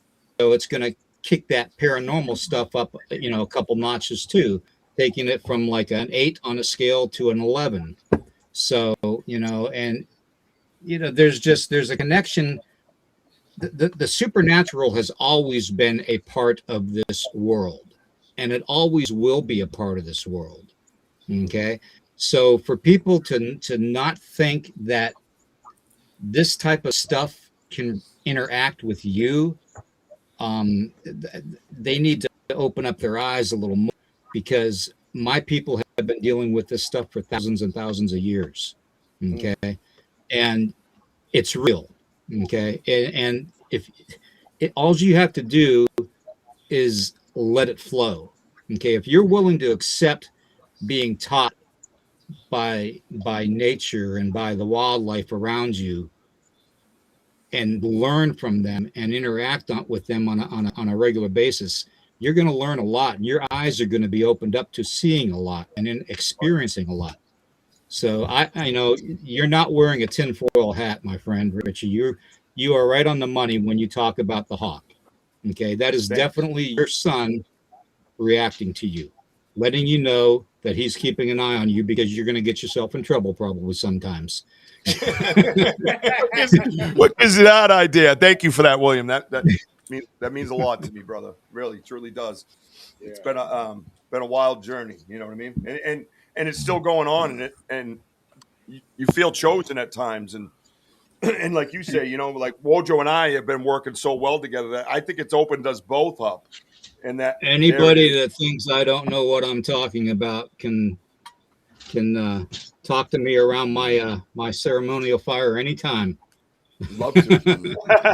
Not that I don't think you know what you're talking about, but I'd love to sit around your ceremonial fire. I only have one.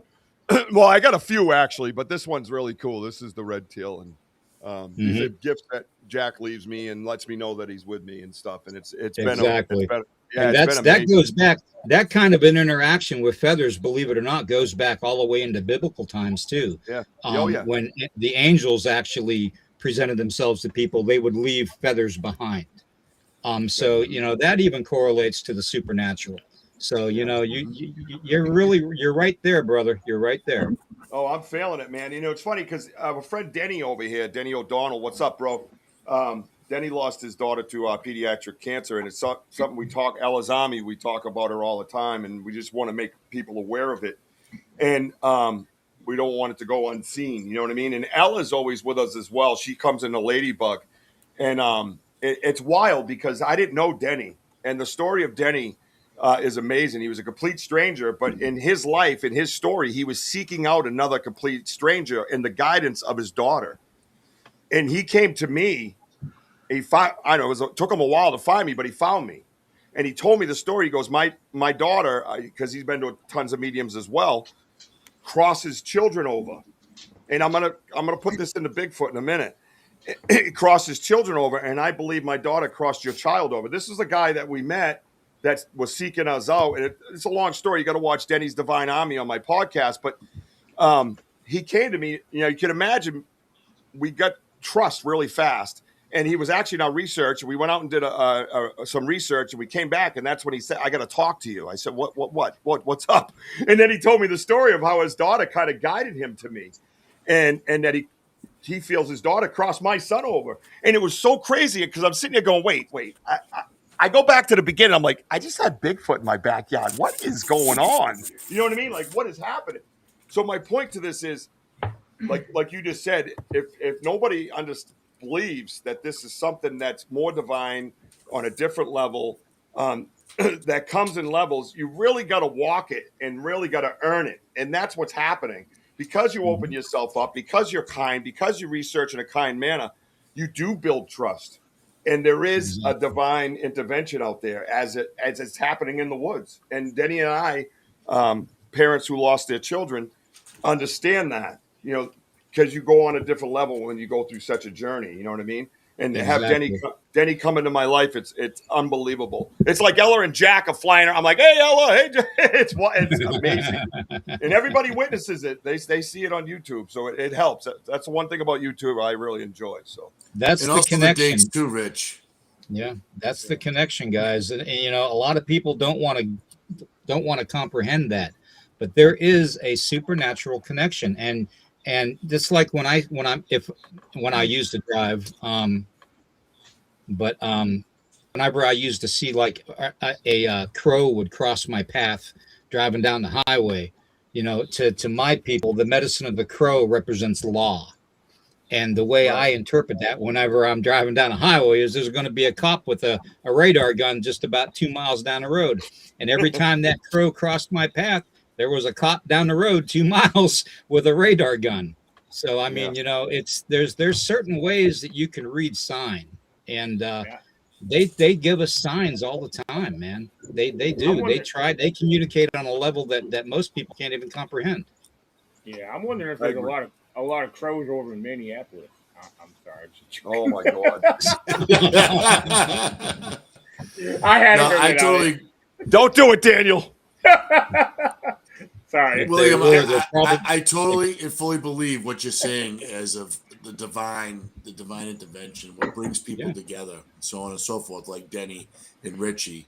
But if one day, we were talking in my truck about Baby Jack. As a matter of fact, Baby Jack, we even gave this guy the name Jack's son. So I call him. I go, why don't we call him Jackson? But back to like being in the truck was when Richie said, "Yeah, my son passed on 4/20." I kind of looked at him. I go, "That's strange because my mother passed away on 4/20," and we didn't even know that. And we didn't even know it. We just learned it at that moment, many years after knowing each other. Wow. And Ella. And there's a few others out in the chats that the same You want to hear something very, very weird, and I'm probably going to blow your all's minds, but in 2019, when I was diagnosed with my first cancer, it was on April 20th. Wow. Yeah, see there's something behind all that. Yeah, and here we are. There's something behind all that. And you think that we're getting off the topic of Sasquatch, but we're not. No. It's all connected. It's all literally connected. I agree. Yeah, I agree. It's crazy. And like I said, I started out completely flesh and blood.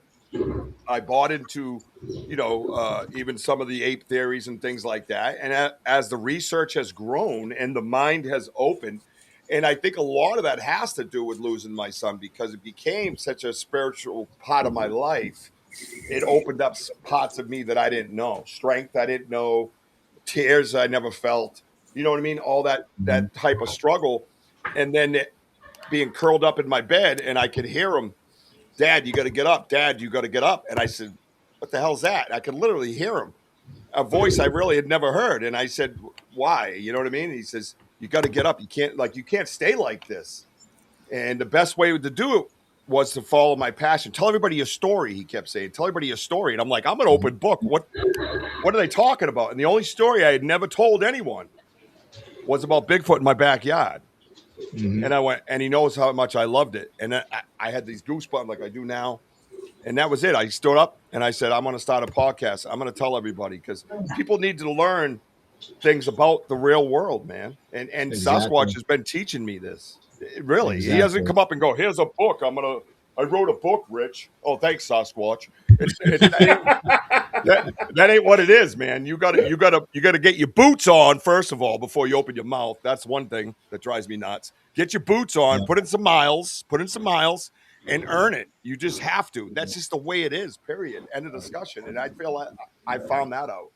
You know, with any great ape, any flesh and blood great ape, the silverbacks in particular, the mountain gorillas, the one way they, you don't, and this is something that Native people have always done too. My father taught me, and his father taught him. And it's, we're always taught that when we have our first encounter with Big Brother, with the forest people, that we don't look them dead in the eyes. Okay, you give them the respect. You lower your head, like you're saying, you're there in a good way. And when you do that with a great ape, flesh and blood ape, you put your hand out, you're showing them that you're showing them respect. And that respect goes a long way. And you got to think of it as the same way when you're dealing with these type of cryptids. Okay. You have to show them the respect. If you don't show them the respect, they're not going to show you anything. Okay. And a lot of people can't comprehend that. But trust me, indigenous in North America have been dealing with this for thousands and thousands of years. And, we don't have these legends and we warned when he came here about these legends, and they never listened to us. And then they started moving out into the mountains in the Appalachians and out in the mountains of Colorado and the Rockies and into the Northwest area, and they started experiencing these things. And then they came back and they're like, oh, it's just nothing, let's just ignore it. You have to show respect. Plain and simple. Yep. Yeah. And that goes for each other too. If you're listening, if you're a researcher, don't be shitting on other researchers. If they say you saw a Bigfoot with 10 legs, hear them out. Have a discussion. Maybe it was a mistake. But just don't attack each other. When you bring that negative energy, you're going to get that negative energy, and that's the same in all aspects of life. You're learning life. That's what you're learning here. Yeah. And I would say too, William, is that the woods have taught us a lot. Okay, and the more we're out there, the more we're understanding. We do have a gifting chair. We do try. We leave them gifts and we bless it with tobacco. Peanut butter. You got a problem with that? They love peanut butter. If you just ate venison every day, wouldn't you want some freaking peanut butter once in a while? So settle down. Peanut butter and zingers. You give them food? Well, shut up. My clan likes peanut butter and zingers. Deal with it. But it's not baiting though. That's the thing. It's Stop not saying baiting. that. Nobody thinks you're baiting a fucking Bigfoot. What is wrong with you? What is wrong? No. People. I'm like, stop saying baiting. Nobody's here. Bigfoot. No, that's what people have said in the past. It's like, no, that's not true. It's like, hey, they love peanut butter. It's Skippy, by the way. Shut up then. Just say shut up. Exactly. Nobody's baiting a Bigfoot, you meathead. Jesus. Well, they're also looking at the fact it's also it could be considered another form of communication. It is because I can tell you right now they use a stick to eat sometimes. Who can tell you that? I can also tell you that we put Vagabomb on it. We got prints in it here, and then let me pick one. It came back like this, like it came out of a dishwasher. They adapted to what we did to them. What the fuck just happened? Oh, did I swear again? Where am I? What? Oh, this? I didn't know you did it on purpose that time. You gotta let me know. Made it bigger, yeah. That's right, Jim. Back to you, Bob. So here's the stick in the beginning, pre-Vagabomb. It's still got some licky licks on it, okay? And then you come over here after Vagabomb. They didn't like it. They adapted to what we did. They didn't even throw us out. They love us, actually. But look it. It's crystal clear. Crystal clear. I got 50 of these. 50 of them. And you can smell the breath in them. It's crystal. Showed your respect.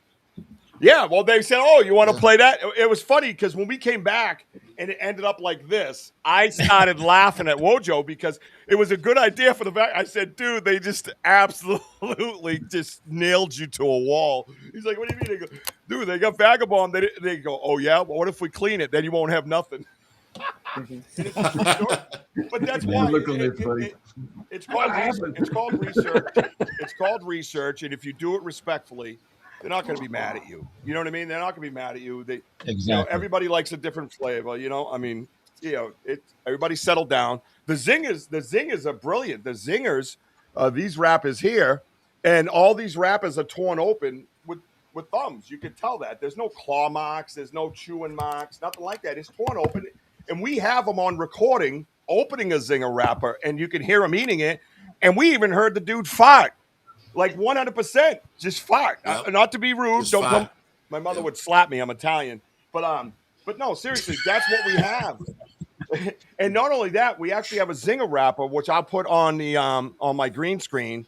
I have a 7-foot by 8-foot green wall in my studio. My son was like, "Dad, just paint the whole wall green. You can make it your green screen." I was like, "Brilliant!" So I had my Jackson logo up there forever, but then I started doing research on it, and now it's like I'm a weatherman. I can walk out in front of it and point things out to you guys, and it's bigger than me. It's huge, and you put it up there, and you see the fingerprints, and the fingerprints came from the white of the ingredients area and bled over into the blue of the advertisement. And the key to the fingerprints is, right, Wojo? They all go straight. Yep. They're not swirly like us. They go straight. And we have that on a zinger wrapper. So don't be afraid to try different things. Just don't be an asshole while you do it. That's Exactly. the bottom line. That's the bottom line, Exactly. man. This is a gesture of friendship. We're definitely Yes, not Johnny, baiting. We're not they baiting do. the Bigfoot. Stop saying that. Well, hey, Richard, Damn this question hunters. for you. Gianni wants to know. Are you still here? Daniel's still here? Daniel? Yeah. He made his way all the way around. He's back in the beginning. Yeah. Here's Playing a question around, for man. you. Do they feel like remove I'm the in labels Hollywood off the peanut butter Squares. jars? Oh, most of the time, you're right. Yeah, that's a great question. So what happens is, for the most part, yes. But when they don't, we feel there's a good reason why. Whether somebody was coming around or somebody, oh, it's me again. You got to stop doing that. I like to put you on the spot. I don't get put on the spot many times, bro. That's pretty good.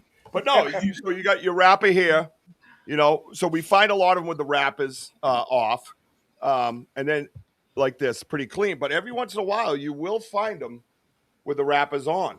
Now, we don't know if there's an association with the color of the wrapper or whatever it might be, but sometimes it could be somebody's coming, you know what I mean? And they're just grabbing it quick. Matter of fact, a couple weeks ago, we found one buried in the compost where they were enjoying it, right? With big prints around and everything. So we think maybe somebody was coming. It is hunting season. And he actually pushed it down into the compost, which was something that was a different behavior. So that's the other thing that we're learning here. We're learning behaviors, right? And that's the key to it. You got learn. It's like being Jane Goodall without sitting with the mountain gorillas, right? Because we're not baiting them. I don't know. I want to hang out with them. I just don't want to get. It is a little fearful. You do have some fear in this as a human. The human comes out. But yeah, so the peanut butter is a good thing. But that's a great question, Daniel. Yes, sometimes I'm going to say 80% of the time the wrappers are on. 80% of the time, and we almost put it towards. I don't know how William will feel about this, or Melissa. She's very loud tonight. Maybe she can help us. I'll let her help. I gotta take Luna outside right quick. David, do you mind if I have your wife as a guest on my show so she could just stare at my audience for me? I won't even charge.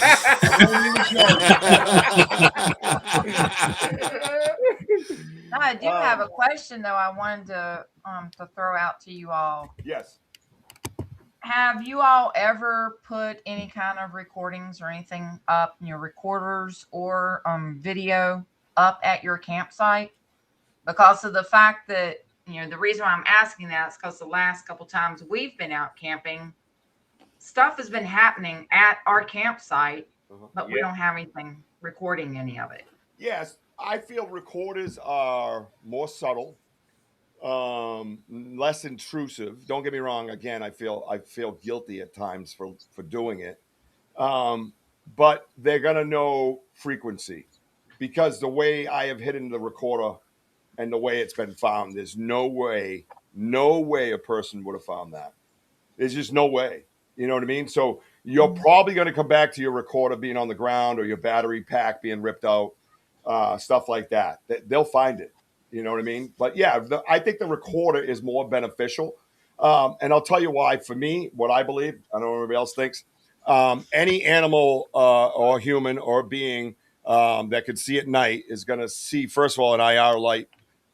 Second of all, I believe they feel the frequencies, and you're going to get less on that. You know what I mean? It's not going to trigger because there's a whoop, 500 yards away, right? But your recorder is going to pick that up, and you're going to learn behavioral type attitude. When we got our recording, like I said, it was like they were hanging out in their living room. They were divvying up the goods. They were talking back and forth. You could hear one in the background go, that was dad. Over here was mom. She was squawking with the juvenile. Juvenile got pissed off because he found my battery pack. Guy got me again, ma. And she's like, and you heard him going back and forth. And, so you're going to get, what I'm saying is you're going to learn more about their behaviors. And I learned their language on that recording because, like I said, they weren't whooping or howling.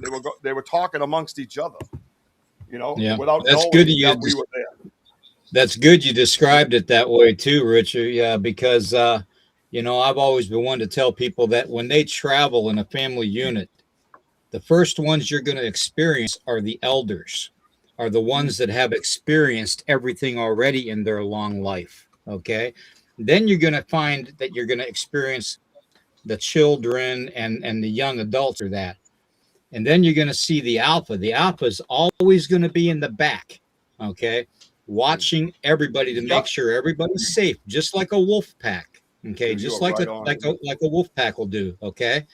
And the reason I can even confirm that because a lot of the encounters you hear with hunters in the woods when they get charged, the one that's in the front never charges physically at them too closely. Okay. That's the elder. That's the older one of the family unit that is telling the hunter if he doesn't leave, he's going to have a problem. You always hear the ones hooting and hollering and screaming and yahooing all the way in the background, running towards the hunter from way back in the deep woods. Okay. Because that's the alpha. Okay. That's the alpha coming in to protect his family unit. Okay. Just like a wolf pack would do. Yep. Literally. It's Wojo, listening to him, I feel so right on. I'm just like, wow. We're on the right track, dude, because Salonon is dad. And we know that he confirmed that with a rock splash in the river. It was wild. We use an Ovulus, a voice box too, for messaging. And we get a lot of messaging through the voice box pertaining to biblical and native indigenous people. So we have a lot of that stuff that we have collected data as well. So I would recommend an Ovulus for something you could communicate with. And when we had a word come up, it was Salaron. We were by a river, and if you looked it up, it explains a dam. So you're like, oh, okay. But then you went and looked up, I think it was my producer, Sam, originally did it, and then I did it the next day. We changed one letter, N, Salinon. And William, you're probably familiar with the Salinon people and the Salish. And they were up and down the West Coast, like Nikki had said earlier, Canada, Washington, up and down. And they basically have their own language that was adopted by a lot of the indigenous peoples. So when he said that, it was like, I said, is your name so-and-so? And then this huge rock goes into the river. Within 2 seconds on YouTube, you can hear me ask the question, then you hear the rock hit, and I go, okay, that's you. Because I was asking him if he remembered, being in my yard and snapping a tree, like I was trying to trigger his memory. And I just went for it. I was just in a different zone, and I just went for it. I didn't care how I sounded, how I felt, nothing. I was just like, I'm here. This is my story, and I'm asking. And we feel that we got that response. It was amazing. And everybody on YouTube saw it, and it was just a beautiful, beautiful thing. Can I ask Nikki a question? Yeah. Nikki, you had mentioned earlier, physical and flesh and blood. How do you feel about hearing all this? Like, where I'm open. I'm more on the lines of, I think everybody's on their own journey. Yeah. Everybody has their own path, and they need to be true to themselves and what they're doing, right? Yeah. So just because I believe that in my mind, I have to have a scientific background where there's a lineage a historical type of lineage where I can trace back to where they possibly came from. Okay. Right. So I'm not big on all the cryptids. I love the topics. I love to, listen to them, watch documentaries on them. But as far as, say, if you want to take it to a belief, I know that if Bigfoot exists, that I feel it has to have a place in our lineage, in our history. So 2 million years ago, I feel something took a turn when we broke off of the apes and the monkeys, that possibly so did Bigfoot, and it took its own way, and we haven't found any of that fossil record yet, because we've only got a very tiny portion of the fossil record right now. Right. And at any time that could be found. But we have a like, I very tiny can't. part, Nikki. We have a very tiny part of the fossil record because the Smithsonian hides it all. Yeah, that true. That is absolutely part of that. Yep. So, and there's many different things people believe. Some believe in the relic hominid theory, some believe in the great ape theory, and then you have the Gigantopithecus theory, you have the alien theory, the whole spiritual woo interdimensional thing. How about the There's a lot of Nephilim? people doing. Some Nephilim. are all of it. Some believe a little bit of all of it is happening because they've had their own experiences. I can't take somebody's experience away from them. What they've experienced is all on them. Yeah. And I can only go from what I've had. Yeah. So that's pretty much where I'm at. I don't get out as much as I didn't get out this whole last season because I took a job and now I'm working a lot. But You got that overtime, Nikki. It happens, and you just kind of think, well, someday I'm gonna hang it up and really retire, and then I can make this my fun thing. The minute becomes not fun anymore, Yeah. it's gonna stop. Yeah, I'm out. Yeah, right. Because the one thing is going out there, having fun with my friends, doing that fellowship. That's really important to me in that part. Being in places where there has been sightings is exciting to me. Sightings are exciting. Right. And no, that's what I like. That's the thrill, that's the chase, the unexpectedness, that you could possibly come upon. But that's kind of, where I come. I don't, if you believe in portals and all of that, that's all Yeah. that's I think that's well said. Absolutely. Yeah, I want to. When you're done, I want to go ahead and weigh in on a little bit on that too. But good. Bye. You did a great job weighing in on that, Daniel. Perfect. Melissa, he's gone. Same question. Quick, Melissa. Same question. Go. Well, I do have a question. I wanted to tell you first. At our last camp out, I had an experience where I can't explain it, but I think William earlier when he was talking about bluff charging, I think that might be what it was. Yep, I was sitting by the campfire with John and Mary that was camping with us. I was in my chair. I had my back to the wood line. And we were just sitting there, listening, waiting for radio traffic because Daniel and David and them were all out on their nighttime hike. And I'm sitting there, and all of a sudden, I hear loud panting, and it sounds like a canine type of animal trotting towards the back of me.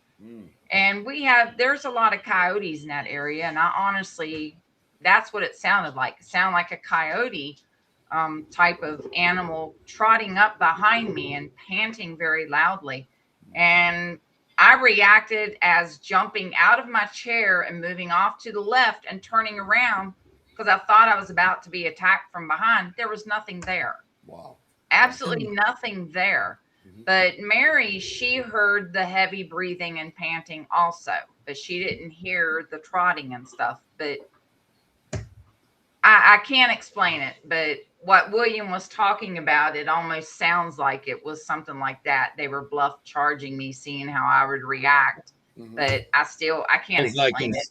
All I can say is, Melissa, you guys are going to experiencing so much more, and not just you and David and Daniel, but Nikki's going to have her own encounter. Richie and Wojo, you guys are going to be really lit up. There's going to be things happening that you're just, there's going to be no way you can fathom it. You know, there's going to be no way that you could even comprehend these things happen, that these things have certain innate abilities, because they are connected so much to the environment. Okay. And a lot of people, they can scoff at it all they want, but you know, my people and other indigenous cultures around the world have tried to explain this concept to non-indigenous people, that they are so connected to everything spiritually and adapted to being able to do things that humanity just can't comprehend and do. Okay. And I'm a firm believer that they do have their own medicine people in their family units, just like my people do, you know. And I'm a firm believer in that from my own interactions growing up with them. And there was 2 family units that I grew up with. Okay. And I interacted with the one more than the other.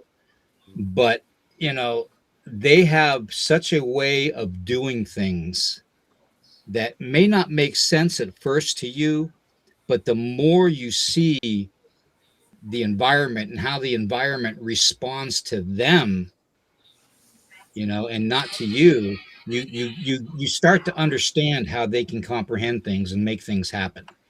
Yeah, okay, it's wild. Yep, I agree. Yeah, I understand what most you're saying. medicines that we have they do come from the forest. Yeah. That helps us, and why can it not help them? You know, right? And Elder is help. I don't know if you know Elder Medicine Bear Claw. She's someone that we've always turned to as well, to make sure we're paying the proper respects to the indigenous peoples as well. And we go back to her with questions. Yeah, she's my buddy. I love her. Yeah, she's amazing, and she had a procedure done. So we're going to say many prayers for her, many blessings to her. We love you, Elder. She's part of the Banter family, and always will be, and she's very important to us. So, but yeah, she has told us a lot and confirmed a lot of stuff, and stuff that we've gone back to. She's explained certain things to us that we were a little bit off by, but curious about, and always even when we go there, we give tobacco to the earth. We put tobacco around the gifting chair. We burn our sage. We have a lot of different conversations with the forest, and it's a totally unique experience to a lot of people, because a lot of them, we're the minority, right, William? In a sense, when you're practicing that way, we are the minority. But if I'm going to tell you, if you are out there doing this, it's not a witch hunt. It's not it's not a ghost. Nothing like that. You're not going to deal with demons. Nothing like that. If you do it respectful, you're going to piss them off. That's like you would piss me off if you were disrespectful. Same exact thing. But find the right ways to honor them and honor Mother Earth and give back to Mother Earth. And that's what we do, Wojo and I. And it has opened up so many more things, like you're saying. And when you say we're going to experience things we can't fathom, you're right, because I'm standing there looking at it and I can't fathom. You know what I mean? It's like I'm sitting there going, what the? You know, I mean, you're talking to someone whose whole life grew up taking offerings into the woods and into the forested areas, interacting with things that most people couldn't even comprehend that even exist. You know, I mean, we would take pieces of buckskin, you know, small pieces of buckskin, maybe a foot square, and we'd lay them out there for the little people, you know. We would offer things like tobacco and sage and cedar and juniper and all the herbs and stuff. We would leave these offerings and let them know in advance that if we were going to go and hunt in their area, that we will do it in a respectful way. And we gifted these things to them and we would tell them literally, verbally, that we plan on hunting there and we don't want to offend them. So would you please accept these kind gifts, out of friendship, and when you talk about giants and Bigfoot and everything, you have to take in perspective the Cherokee legend of Judaculla. Okay. And Judaculla was the same way. He was a giant. Okay. And he was said that he could jump from ridge line to ridge line. Okay. And not land until he wanted to. That's how big he was. One day this small Cherokee hunting party decided to go hunt on his land where they knew he lived, because they wanted to feed the nation of the people, the Oyate, the nation. And Judaculla caught them and he got offended. And that's why you have that legend of him and Judaculla Rock, okay, where he chased them out.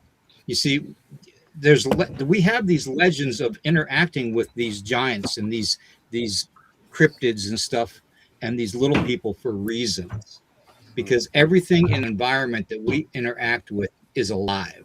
And I'm not just talking through biological means. I'm talking through frequency, through vibration, through energy. Okay. And when you show those energies the type of respect that they deserve, because they've been here a lot longer than you have, then you're showing them a way that you're going to do it honorably and mess with you. That's why you have so many hunters having bad encounters, so many fishermen having bad encounters too, because they don't go in and show the offering or respect, or even announce themselves what their intentions are. And the indigenous people have been announcing their intentions with these people by offering tobacco on water, at the base of trees. The worst thing you can do, as far as I'm concerned, is go out there in the middle of the forest and do a wood knock on a tree. And I know that's going to offend a lot of people, but you have to understand these elemental spirits, when you're dealing with pine trees, especially, and the pinyon pine especially, you're dealing with elementals attached to those trees. The Druids knew that. The Druids over in Europe knew that, and they would smack the trees in the old days when the Druids were around, and to call forth the elemental spirit from the tree and ask them to help them out in some way. These things do exist, but it's so difficult to get people to understand that there are powers that they have to deal with when they go out and do things with the environment and with Bigfoot and all the other things that are out there, and they have to do it respectfully. Yeah, I mean, William, one thing we've learned, like in our area, where it's more forestry and what have you, we do encounter a lot of the tree structures and things like that, and where they manipulate the trees, but also that we also understand that Native Americans for centuries have made tree structures too, to show where the hunters are. I tell the hunters, where your homes are, where the water is, so on and so forth. But it's all spiritual. And I just had a show this past Tuesday with Richie about the spirituality of the tree structures, the feathers, and the letters that they make for the tree structures. And it's funny because in time of the gifting chair and trying to communicate, and I just kept saying, this is like all spiritual, in that they're telling us, the forest is telling us things that now we're starting to understand. Yeah. And see, the hardest thing for non-Indigenous people to understand, Wojo and Richie and Daniel and Nikki and everybody, David and Melissa and everybody in the chat, the hardest thing for non-Indigenous people to understand is that just because a tree is laying on its side, they call it dead. Okay, the tree is not dead. The moss that grows upon it is alive. The ants and the bugs and the creepy crawlies that crawl within its, on its bark are alive. That the raccoon family or the skunk family that lives within its hollow shell is alive. That tree is more alive laying on its side in the forest than the tree when it was standing up. That's how we look at things. And also too, William, that we found trees that, when they twist and they have them at 90-degree angles or whatever, that we find that the bark comes back and heals the tree. Yeah, And, exactly. And I do have a friend down in the University of Georgia, and what he does is comb the forest down in the south of any invasive bugs from Asia and what have you. And we show him these structures and stuff like that. He goes, "Well, Joe, I don't know what's going on up in Massachusetts, but I've never seen anything like it." He goes, "What, you guys got a tornado or a downburst?" I go, "No." I go, "This is unnatural stuff, because if we had a tornado, it would create first of all, a big path. Splinters. Trees would be splintered, what have you." Yep. But what they're doing is, how they manipulate. It's like artistic traits that they do. It's just second to none beautiful. Yeah. And that's, and that's something that me and Rich talk about a lot. And that they, that they teach their young, and also the indigenous people teach their young. It's like sign language. And us Americans, we're understanding that.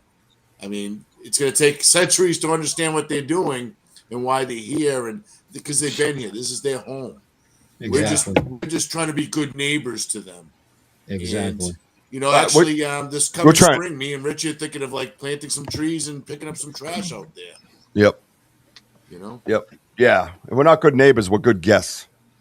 Good guests. Exactly. Hey, Wojo, you collaborate with Alex Petikoff at all? Yeah, Wojo. No. No, we haven't. I've had him on my show. Yeah, we had him on Richie's show. We had him on the show, and I met him for the first time at a festival called the Charming Fair Farm up in New Hampshire. Yep. And we had these discussions, and we showed him pictures of tree structures and huts, and he basically shut Richie down on that, which I was kind of shocked, because if you see when people see Bigfoot and they take pictures and say, "Oh, I saw 5 pictures of 5 Bigfoots," does that make you an expert? No, it's just that you may caught a glimpse of them, you got lucky, but you don't understand who they are. You don't understand why they're here, and they have good intentions. All you have in your mind is you want to be famous and you want to write books. I mean, well, not like that, but you just want to be out in the world thinking you're going to get a big paycheck for what? They're people. They're people. Well, that woods. Is not in his defense, because I don't know how. Oh no, I'm not down saying or anything, but like I was kind of saying earlier, everybody's on their own path and their own beliefs kind of system, because I don't hold any merit to tree structures either. There's very, very few that I find are odd, and those are like, oh, that's interesting. But for the most part, everything I've come to, it seems, I can say it's weather related or people related. So now some of the big things, like up in Canada that I saw, they seem pretty unusual and not possible for any type of human to do. They're interesting, a tree that was even not from that area. It looked completely different. That's unusual. Yep. But if anything's under 5 feet, I tend to not even, I don't even pay attention to them, because for me, they don't hold that weight. Doesn't mean it doesn't. Everything is valid in the way of evidence, right? Because someday something might happen where all that gets validated for me. But at this, that's kind of like everybody has their own thing, But Nikki, to follow up on what you're saying is that we do have, at our old gifting chair, our old spot, we have found them putting small little sticks by the size of and you have a picture of them putting sticks? No. Oh, we have found. We have pictures of little sticks. But you're assuming a Bigfoot did it. You didn't see the Bigfoot do it. No. That's the difference, and that's what the point is. Yeah. And now you guys are facing Nikki's critical thinking here. No. No. Nikki's No, I want to valuable. tell her that we have these things. That's why. Yeah, no, Yeah. Nikki Right. Nikki is valuable to and I say you, not particularly you, but that mind process, right? That thinking process is crucial to what we do every day, to have that discussion with somebody who's respectful like Nikki is, to say, hey, but did you see the Bigfoot do that? That's Right, a exactly. valid question. No, I didn't see him. There's none of that shit. Yeah. Well, we don't- it all depends, because there's a lot of critical thinkers who don't know how to talk to people. Right. Well, you're know? right on with that. But that's my Yeah, point. and- You are my point to my journey. My journey is to have people like yourself, Right. your belief levels, your beliefs in general, to be part of this community, so we can have a discussion. You can't have a discussion with somebody that comes and goes, whatever the hell they say. I can't repeat it. It pisses me off so Right. much. Yeah, And exactly. it's brilliant to have that. You have to have that in anything you do when you're researching. But question to you, Nikki, why Petikoff in particular? Because I just knew he was from Mass. He was up in He's that from New area. Hampshire. Yeah, Yeah, Mass. that's all. I've had him on my podcast several times too, and Yeah. I know what he's about a little bit, and Yeah, very so scientific. That Good was all. dude. Yeah, no, good dude. He's very scientific.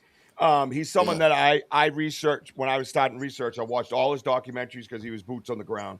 I reached out to him. I met him in person. I had him on my show. Yeah. And the thing that he said about structures, they're not scientific. Like, don't even go there, dude. You know what I mean? Like, but I wasn't giving up on it. I was not giving up on it. What I have I have a dream catcher in my backyard that'll blow your mind. I have a 40-foot X that's so symmetrical it'll blow your mind. It's just so many things that I have on my property that has happened to me in my life. And like you said, that's my journey. Therefore, my beliefs are formed in that way. And right, because see, you have an area that you go to all the time, right? All the time. I have areas up in the mountains over here that I know where that big tree is down. I know where that other tree is, and this happens, and there's an arch, and there's these things. So when you go back and they've changed all of a sudden, their changes happen. So I don't know your area. So you have seen that. That's why it's so important to listen and to keep all that in the mix, right? Because we don't know what everybody's experiencing out there. Nikki. That was perfect. Well, you got to have critical thinking aspect to the research. That's the only way you're going to give validity to what you're doing. I agree. Yeah, you can't jump off the beaten path. I mean, with our backgrounds, we're critical thinkers when we go out there. We have to keep things in perspective. Now, where I cross over is I listen to people's stories. We have experienced the paranormal. Some we do have on video. And if more than one person experience it, that's not a figment of your imagination. We've had things happen now last camp out. We don't have any answers for, but we all experienced it. Critical thinking has to be part of that aspect. When it comes to tree structures, I get her point. I get Nikki's point, but I also hear from other people that some of the smaller ones, and I can't validate this, but if you think about it, it could make sense that some people think that the smaller ones may be built by them to where if the mother is out hunting is where they'll put their young. That's what I've heard. I mean, I can't validate that, but when you take in people's stories, it helps that critical thinking aspect to dissect what you're looking at. Absolutely. I totally believe in that. We don't know if they are mimicking their parents, if they're learning, if it's used as a nursery, some of the larger ones. There's a whole aspect of questions out there, that I wish we could answer. That's why we're keeping an open mind with what we do. Yeah. They're out there. Yeah, because with the knowledge that William has given us, learning from Daniel for the years that he's been doing research, watching podcast stuff on TV as well as TV shows, because I can go down the TV show route. I do like them. They are enjoyable. They're entertainment. But it gives you ideas. We know things are out there that's happening that you can't explain that we want to pursue. We haven't had a Bigfoot experience yet per se, other than heard maybe been hit by infrasound one night. But without that critical thinking, you're not going to validate a lot of what you're doing. And that's what, and you're going to have your naysayers. You're not going to convince them one way or the other because they don't want to be taken out of their norm. They don't want their life to change. They don't want to think about the possibility of something else being there because their life ain't going to be the same. One paranormal experience me and my brother and dad had one night back in the late 60s. He took that to his grave. Over the years, when I went to visit from being overseas, military and all that stuff, occasionally I would ask him, remember that night? Brian, too, you remember that night? Remember that? No. He absolutely would not want to go back and relive that night. That he denied it. He took it to his grave. But we all three and our dog experienced something that we could not explain or put our fingers on. Yeah. It affected all of us, including our dog. But again, the critical aspect, I appreciate people's critical aspect. But like Richard B's saying is, if they're going to start getting nasty and want to put you down for it and whatnot, I mean, go live your life. We're going to live ours. I got no shoulder bruise. I got no, That's the old thinking in the research field, right? If they didn't find it, it can't be real, right? That's one of the other things that I find in this. And I got what's the one thing that, David, that I've always said, and Daniel, that I've always said when I talk to you guys, is you've got to discern the difference between the flesh and blood and the supernatural type of a cryptid, okay? Because you have to discern the difference, okay? Humanity was given the stewardship of the land and the wildlife upon it. We lost that back in the Garden of Eden, okay? And, whenever we deal with something that is not flesh and blood, okay, and you'll know the difference, okay? You'll see signs that'll tell you the difference, okay? And do these things have the capability of going, from spiritual to flesh and blood? I believe they could, I believe that they could. Otherwise, we wouldn't have legends of them walking out of the flames of a fire. Okay. We wouldn't have legends of them coming from granite boulders. Okay. We wouldn't have legends of them walking out of the water. Okay. Out of nowhere, just appearing, but we have to discern the difference when you're dealing with structures and you're dealing with all this other stuff. You have to take into account that there could be bushcrafters in the area that are very, very well versed at the land and how to live upon it. And then you've got to think too, you have feral people out there that a lot of people don't talk about. Okay. So you have people that are doing things also out there that you might not know even exist out there. Okay. So we need to discern flesh and blood and bone from the supernatural. Okay. And that's why I've always said the red eyes, whenever you have a violent encounter, odds are when you're dealing, with my people, especially when we talk about those type of beings coming upon us, that's a trickster spirit. Okay. That's what we call a shapeshifter spirit, an elemental from the land that is ticked off in some way, shape, or form and doesn't want you upon it.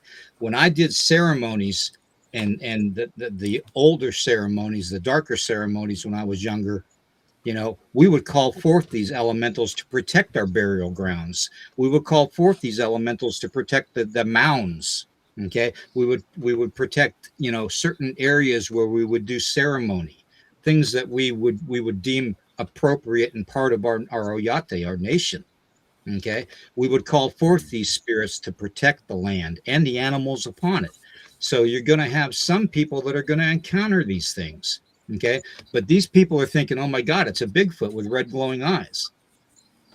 I'm sorry, but you're not dealing with something that has red glowing eyes. And I'm not talking just like regular eye shine, guys. I'm talking self-illuminating, the illuminated, the old light type of a bright light. Okay. So, we need to discern the difference. When you're dealing with stick structures and everything, you have to be able to read the sign. Yeah. Okay. You have to understand how it's put together, what the intricate patterns are. You got to look for the patterns in the way and compare that to patterns that you find in other locations. Okay. There's certain things that we need to discern from this. And until we discern these things, we're just going to keep on having more questions. Okay. Yeah. So you got to keep an open mind. That's the way we're supposed to. If you go out there with a preset mindset, you're not going to experience or find what you're looking for. You got to keep that open mind. Exactly. And your ideas are going to change as time moves. Ask Daniel. Oh yeah, they changed the mind for you. Now we've had this stuff happen these last 2 weeks of the camping out last year, and now his mind is shifting over to there's something else going on here we can't explain, but we're not jumping off. Daniel, how dare you? Yeah. Wait, David. You just brought up something very good. Daniel, is this really happening? Are you in the shift? Well, there's a couple things I want to jump on here. You guys are carrying on a lot of stuff here, so I want to back up a little bit. Yeah. Okay? I want to back up a little bit because you guys are covering a lot of stuff I want to touch the base on because everyone's blah, blah, blah, blah, blah. Anyway. Okay, go, Daniel. It's all you. All right, here we go. Now, real quick, and this goes for anybody listening. If you're new into this field, we've been talking about the structures, the formations for a little bit here and there. I've been in this. I'm reaching around 16 years now since I've been involved, and just like anyone that's new in this field, I'm going to tell you what it was like for me. I was really heavily full of enthusiasm when I started learning, getting on social media, learning. Oh wow, all these other people involved with this too. I was blown away. Like I didn't realize there were so many people involved with Bigfoot. I started learning about the different forums and learning about the groups and and I've shared this on numerous podcasts over the years. And to see all these different theories that were being presented and all these thoughts that were being put up there, well, people believe this is what they do. And I wasn't the person. I wasn't jumping on board with any of this. I wanted to take notes. I was like the kid in the back of the classroom just taking notes, Until I started applying my own research in the field and I started observing, And to back up a little bit, for those who don't know me, I grew up in the outdoors. I was always in the woods playing, building forts, doing this and that with kids. Been out in the woods hunting with my father since at a young age. So being out in the world, in the woods, in the forest, I was well acquainted with nature. I've seen a lot of wildlife since my youth, and up to this very point, I've seen a lot of wildlife. Well, with all that being said, when I got involved with the Bigfoot research, and learning about a lot of people, like, structures and formations was a big thing. I was seeing a lot of this stuff when I got online. And I was like, okay, I started paying attention more. When I got involved with research, I started looking for evidence. What could point towards the existence of being in this area, So over time, I didn't find things right away, but I started noticing. I did started finding tracks and stuff like that. But the structures, I really started paying attention to the structures. And like any newbie in the field, I was excited. Like, oh man, that could be Bigfoot, I wanted to give Bigfoot credit for a lot of the stuff that was being seen, the odd stuff that I couldn't explain. And then, I had to take a step back, because I was like, I didn't want to be that. I saw what was out there with other so-called researchers. Everything was Bigfoot to them. I said, it can't be Bigfoot, I grew up, in Massachusetts. I was a young kid in Massachusetts. I've been in winter storms. I've been down here. I've been in, hurricanes and stuff, even here in Virginia. I've been through a lot of heavy storms. I've been going back out in the field. I've seen what they've done to these areas I've been focusing in. I know how weather has a lot of key roles in what we find, weird things. But at the same time, I was always objective on stuff when it comes to structures. I was on the board of jumping on board where, that's got to be a Bigfoot structure. It's easy to fall into that realm. It's easy to fall into that. What's the best way to put it? As Les Stroud once said, don't fall prey to deception. Because there's a lot of deception out there, even to our own minds, things that we come across. I didn't want to say everything was Bigfoot related. I wanted to be honest with myself first before I started projecting it out to others. Because I want people to realize, there's a lot of other things that are responsible for what we find. Although Bigfoot's on our brain, a lot of us go out there with Bigfoot on the brain. That's got to be Bigfoot. That's got to be Bigfoot. There's so much so many other species of wildlife. There's so many other phenomena, regardless if we look at weather. I mean, there's a lot of these things that we can't rule out.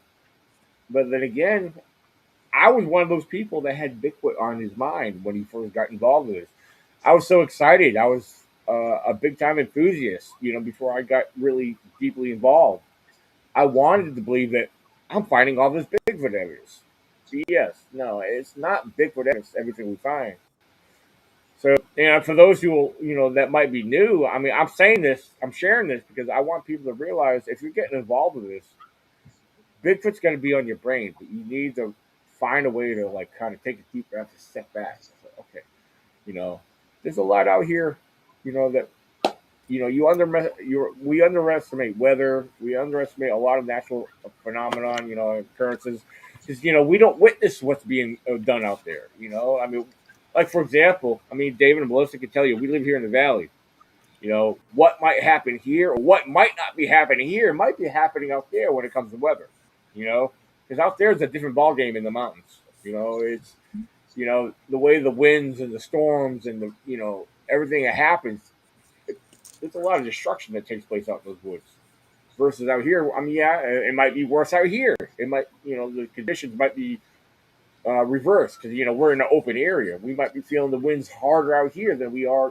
But then again, like I said, it kind of goes both ways. So I mean, I just wanted to jump on that and share that for the newbies out there. That's mainly who I'm speaking to because I think everyone here is on the same page. We understand what we're talking about.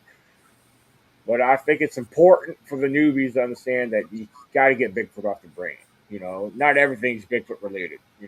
There's so much more that's happening. There's more than meets the eye. I will tell you that because we don't witness. Yep. Yeah. Just go out there, enjoy the wilderness, and let it happen. That's what you need to do. Yeah. Be respectful and just let it happen. Well, yeah. Now, there's some things. There is some things out there. I will say that make me question. Some of the. I still find structures or formations very fascinating. I do, regardless if it's something that weather made or even wildlife. People don't realize bears are very destructive on certain things. They play on trees. They've been, I've seen a lot of things that bears could do on trees. But till this day, I will say this real quick is I do find teepee structures. Teepee structures where trees are combined with 3 or 4, maybe more trees. Like David, and we've seen some up there way beyond the lake. We've seen them out there. I've seen them up on the Blue Ridge Mountains, right into my backyard. My old girlfriend, I had her standing there as I mean, there's things out there that make you really question things. What the heck? How did that happen? Did the heavy winds really do this? I mean, some of the things we come across really make you question things. So with that being said, you got to look at physics. Always that possibility. How it's put together. Is it interwoven? Which I've come across some of that, yes. Yeah, your mind will learn to adapt. The more you see this, and you start to train your mind to recognize what you're looking at. Yeah, you have to recognize the patterns. Yeah, there's 2 phrases that you guys say. Daniel always says, know the known before seeking the unknown. Correct me if I'm wrong. And William always says, question everything. Yep. Yeah. You've got to do that. Well, that's research. Yeah. Put your ideas together, come up with your conclusions, document, and put it out there. Yeah. And keep that open mind because, like I said, our minds has gone from one place to the other, shifting because now we're having things happen that we cannot pinpoint what is causing it per se. So now we've got it's not just Bigfoot we're out there looking for now too. Yeah, he's the main reason we're out there, but right. As William gave us a tip last year, possibly what was that? A feather and a red ribbon. Ribbon. Yeah, because what he was describing earlier, because we've not seen a ball of light like we did, me and Daniel, that one night. Mm-hmm. About 40 yards from us, about 3 or 4 foot off the ground. I've seen it for about 2 seconds. He's seen it for about 2 seconds, got its attention. And about 4 or 5 seconds max, just went out. And pure white. See, the feather represents the messenger. Okay, that I said for you to use the feather. Okay, the same reason that Richie has interactions with the hawk. It's the same principle and same concept. And when you use the color red, red is a very sacred color to the indigenous people, especially because it represents the blood that our ancestors bled, over the thousands of years living here, that made the pipestone, the catlinite that we make our sacred pipes out of. Okay. That's the whole, everything is connected. Okay. So when you're dealing with something that could possibly be unexplained, you want to deal with it the same way that they would present themselves to you, which means you want to give it a message. And in doing that, you offer them a feather, and the color red is an offering to say, opening up communications. Yeah, and we did that because our minds were open while we're out there. Because we had an experience we could not explain. We told William about it. He gave us that idea. Melissa got the stuff together. We went out one evening after dark. We put it up, and then Daniel went out there a few days later, a couple of weeks later, and moved it from that spot to where close to where we see the light. Yeah. So I mean, our mind's open to anything. I mean, we don't shut anybody down. We can only express what we experience. And people take it for what they want.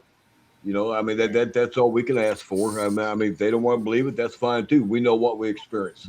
Because I ain't got no ego to bruise or feelings to hurt. I mean, we're out there to have fun, camaraderie, enjoy wildlife, and to do the research we're doing. Now it just so happens our research has expanded a little bit more based on our recent experiences. Guys, Daniel, I'm going to have to be exiting here pretty soon, brother. I'm sorry. I wish I could stay, but my lung capacity is not what it used to be, and I'm surprised I've lasted this long. So, but I just realized that there is a lot more than just flesh and blood out there. Okay, there's a lot more to structure and stuff.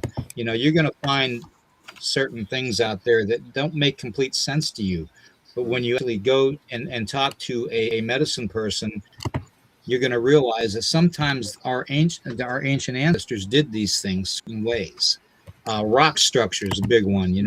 Trail markers. Okay, we'd always turn a rock a certain way, or we'd use a magnetic rock to put in the pile. Okay, wild logo.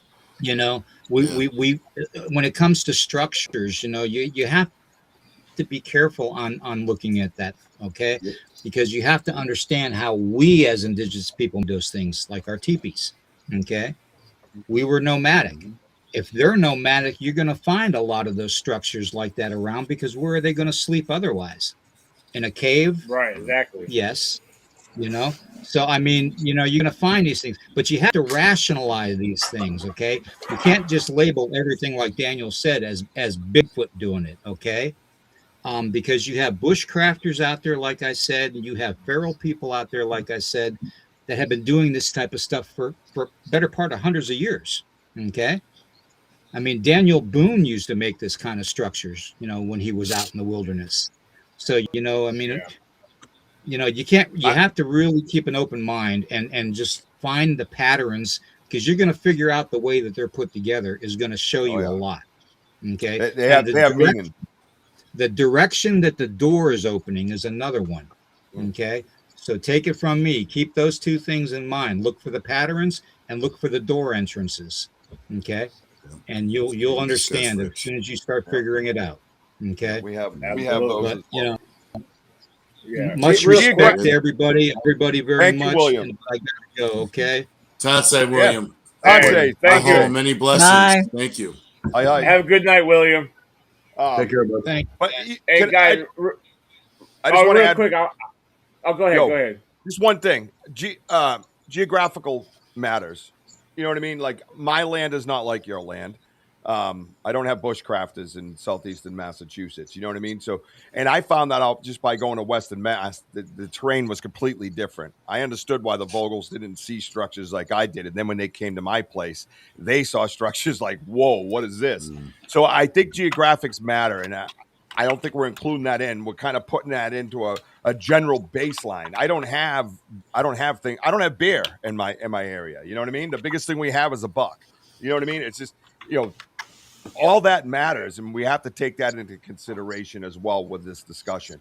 Right. And the other thing is, Bigfoot was Littlefoot at one time, so things that are little still matter.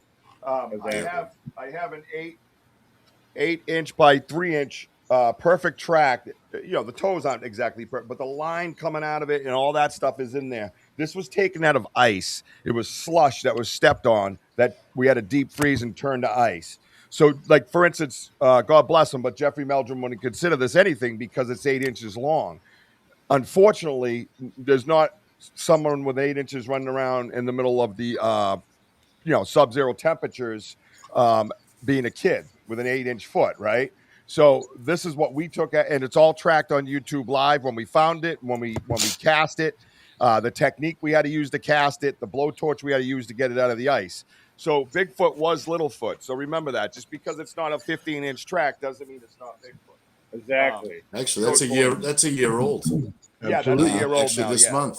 Yeah, and you can check that out on YouTube Live when Wojo's down there melting that thing out, trying to get it to drop. We had to sprinkle snow in it to keep it hot so the chemical didn't burn through the ice. So I just wanted to say that geographics matter. Things are different where you guys are compared to where I am, to where Nikki is, to where you guys are, so on and so forth. So keep that in mind when you're out there. You know what I mean? Yep.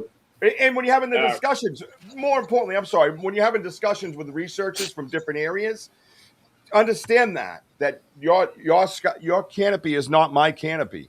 They're two different canopies. We have different trees than you guys have. We have all kinds of different landscape, hills, valleys, rivers, brooks. They're all different. Every one of them is different. So just keep that in mind when you're talking, because if somebody's telling you something and you're going, yeah, okay, dude, you have to understand where they're standing. Kind of like what Nikki was saying, the way what she kind of stands for as a researcher. So that's all I got to say. And I know Nikki's got to get to bed. She's dozed off twice. I saw her. I am. I have to be up at 4 again. Yeah, that's when Wojo was talking. There's a lot we could have covered on here. I had some other stuff written down I would have loved to get into, but this conversation all night long has been amazing. But real quick, I do want to respond to something on Nikki as far as what David and Melissa were sharing. I mean, sharing what we've experienced at our campsite. Yes, I really did see this stuff, Nikki. I mean, I wasn't in. Nikki, you know me long enough. We've had so many conversations, and to be truthful to everybody, I believe in the paranormal stuff. I've had my own experiences. I just don't put the two together at this point. Right. Even I've had experiences here in my own home that we built ourselves and had to clear, at a point. So I have a whole paranormal part too. I just don't hook the two together at this point. And we don't either. Yeah, I'm pretty. We don't have any evidence to do that. I mean, we just tell what we've experienced. Yeah. That's all we can do. Right. Yeah. And I've had a lot of people seen the orbs, and can't explain it. And so, there's a lot of questions out there, more questions. And that's what makes this all fun to talk about it. And it's going to take us centuries to learn that too, Nikki, because that's what, like for the indigenous people, it's been going around for centuries. Oh yeah, it's in their lore. It's their lineage. They have been talking about it for years, and it's been all over the world. There's names, so it's out there. It definitely is. But hey, I gotta go too. It's been a pleasure to meet all of you, and pleasure to meet you. Thank you. So it's been awesome. Thank you so much, Nikki, for being here. Yeah, don't be a stranger. So much. Okay, maybe we'll do this next week and continue the conversation. Who knows? Open to anytime you want it. Let's go. All right. Sure. Yeah, let's go. Everybody have a good evening. Take care. You too. Take care, Nick. How do I get out of this one? Yeah, Daniel just. Daniel. I don't restream. I use StreamYard. Just yell to your daughter to start streaming. Yeah, right. Let me start talking some more, and it'll drop on its own. I got you right here, Nikki. You have a good night. Oh, she's already gone. Okay. Yeah. Awesome. Oh no, she's still there. Great job. I'll hit remove right. It's been a great show, and it's great to be part of this panel, and we all learn, and we all continue to learn through each other and others ways. In the chat here too. Yeah. And that's what's big, because this is, and we did mention this earlier, and I think that the whole theory of about the mysteries of the Bigfoot brings us all together, one way or another of respect and learning, and it is very educational, and it's very spiritual, There's a lot happening here, and and it's a great journey for everybody here. Yeah, we're gonna bring And some more over everybody to in the chat room. SNX Radio tomorrow night. We're gonna bring some stuff. I got a whole folder going over there, some visual. You want to talk all the stuff we talked about tonight? I have in folders on my Google Drive. 100%. I have structures that'll blow. We have structures that'll blow your mind. Lights that'll blow your mind. Lights with substance behind it. Lights with actual beings behind it. It's crazy what's going on. It's crazy. It's absolutely nuts. And they said we couldn't get anything with a phone in our hand. It's called about. I think it'd be perfect for Melissa, Rich. Oh, that show? Yeah, because she'd be like this all day. Like, oh my god, what am I looking at all day? Yeah. Melissa, you're gonna love that the lights. It's second to none. I bet you he doesn't have a motorcycle either. Right? Who's that? Yeah. Whoever Melissa's staring at. Hey, Daniel, what do you believe me, I'm paying attention. I'm just. Oh, we know. We know. I have something to say. Oh, we know. Because you're processing. Yeah, that's the scary kind. Dave's in trouble over there, man. She starts giving you that face. I bet you that dude's like, I'm out. I take notes. What the hell? She took notes. Oh, my gosh. She wrote a novel already. That's why you keep seeing me looking down or looking over, because I'm writing. I gave up years ago. I am copying. I need to see what you wrote down. Melissa, I want a 1,000-word essay at the end of this week. She already got one. She's only taking notes. She's got to put the essay together. 1,000-word essay tonight, dude. She's over there writing. I like to take down notes, and then I go back later and I try to research a little bit about it. Yeah, us dumb men don't do that stuff. I think that's neat. I like doing stuff like that. No, I think it's great. I think it's awesome.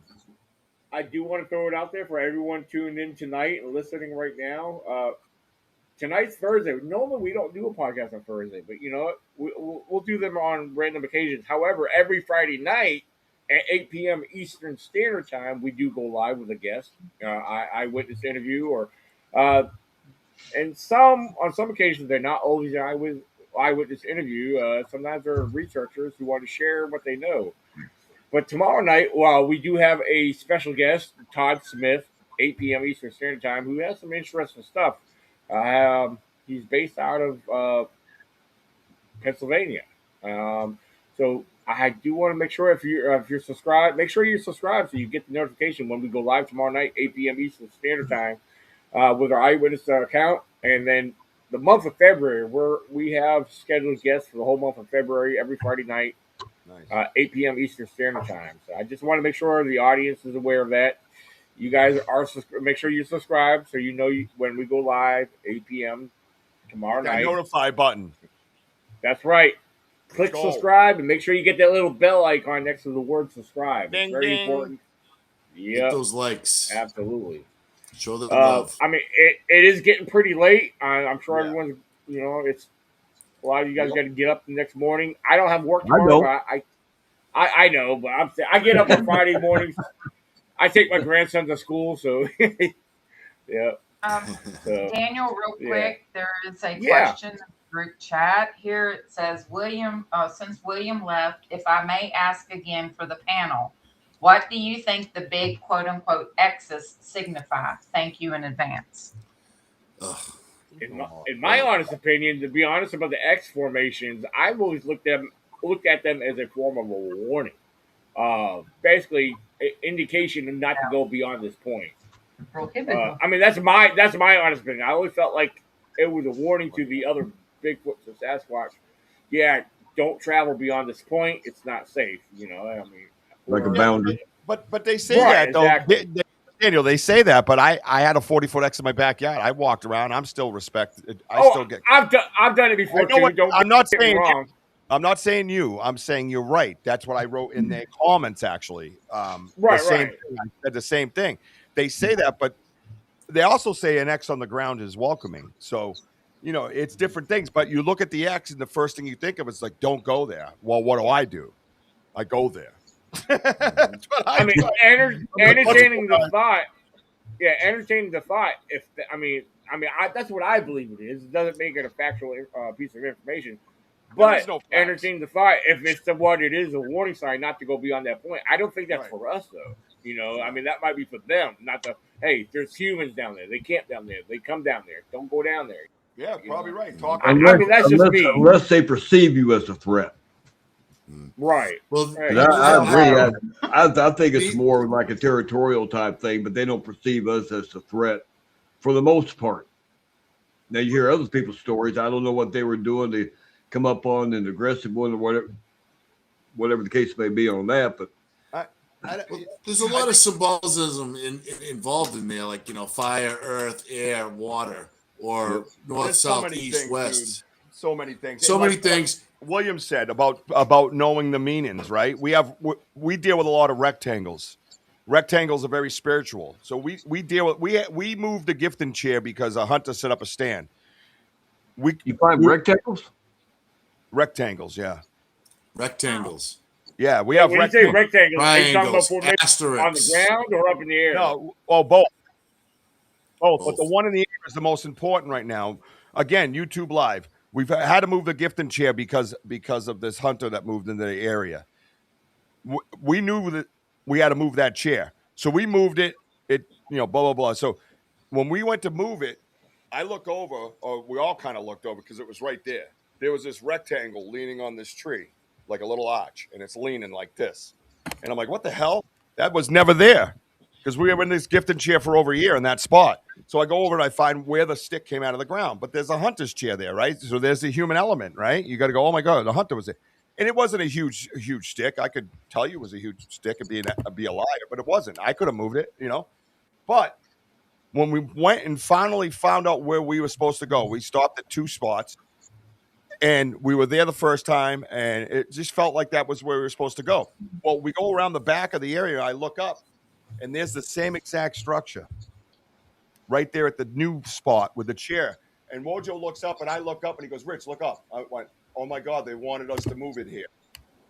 The structures matched from the one they built to the one that was in the new location. 100% YouTube Live, watch it yourself. Huh. We could not believe it, man. We could not believe it. And the rectangle now has been appearing all over the place like this with an arch that goes across it. All documented. But yeah, like Lori Ladd has been there. She's watched our show. Elder Medicine Bear Claw, she's a regular on the show. Kurt, all the people that were here, they all watch it. Denny, they've all seen this stuff. We've all discussed it right in front of them. And this is the types of things like I think William was talking about. Kind of understand the meaning. You know what I mean? They told us where to go. When we got to the right spot, there was the same structure that they had to build because there wasn't the same structure over there at the other chair. It's reality. We lived it. And it threw away the hunter theory because it was the same structure. I have them side by side in pictures. You can look at them. You can go on the YouTube Live anytime you guys want and listen to anything I just told you for almost 3 hours now, and just watch the shows. And you're gonna go, oh my God, he said that. Oh my God, he said that. It's all right there. Yeah. That's why I do that. Because it is about wanting respect. Daniel, real quick. Yeah. Is that we had with the gifting chair once is that I also I gifted them and I also was sending them a message. Now I'm a man of faith and I had a cross. I put the cross down, thinking they would understand because spiritual, and because I'm trying to learn. I'm trying to hopefully they'll react. You know what the reaction was? As I looked down, the only thing that was different was the cross was flipped upside down, but it was on an angle at 1:00. And I looked down and I go, hey, the cross is, they moved the cross. It's turned. And as I turned, before I even looked up, my friend Andy goes, look up in the tree. Exactly where the point where it was pointing to the tree. As we looked up, and there was the vertebrae up in the set of bones up in the tree. Wow. And then I immediately started Googling spiritually why the bones are up in the tree. Yep. It's death and rebirth. Yep. And then Richie's like, we have to get this out of here. We got to get it out of here. They're telling us to move it. They're telling us to move it because that dude moved in. That was communication. This is the type of stuff that we're trying to tell people. This is the type of critical thinking, like David said, the critical thinking type of communication. And not only that, we moved it to the next spot. It was wrong. The only thing moved again. I took the spine. I said, we got to bring it with us. And listen, look at all my bones. I didn't feel like I could have kept that perfectly set of rack vertebra in my cool ass podcast studio, but something told me not to.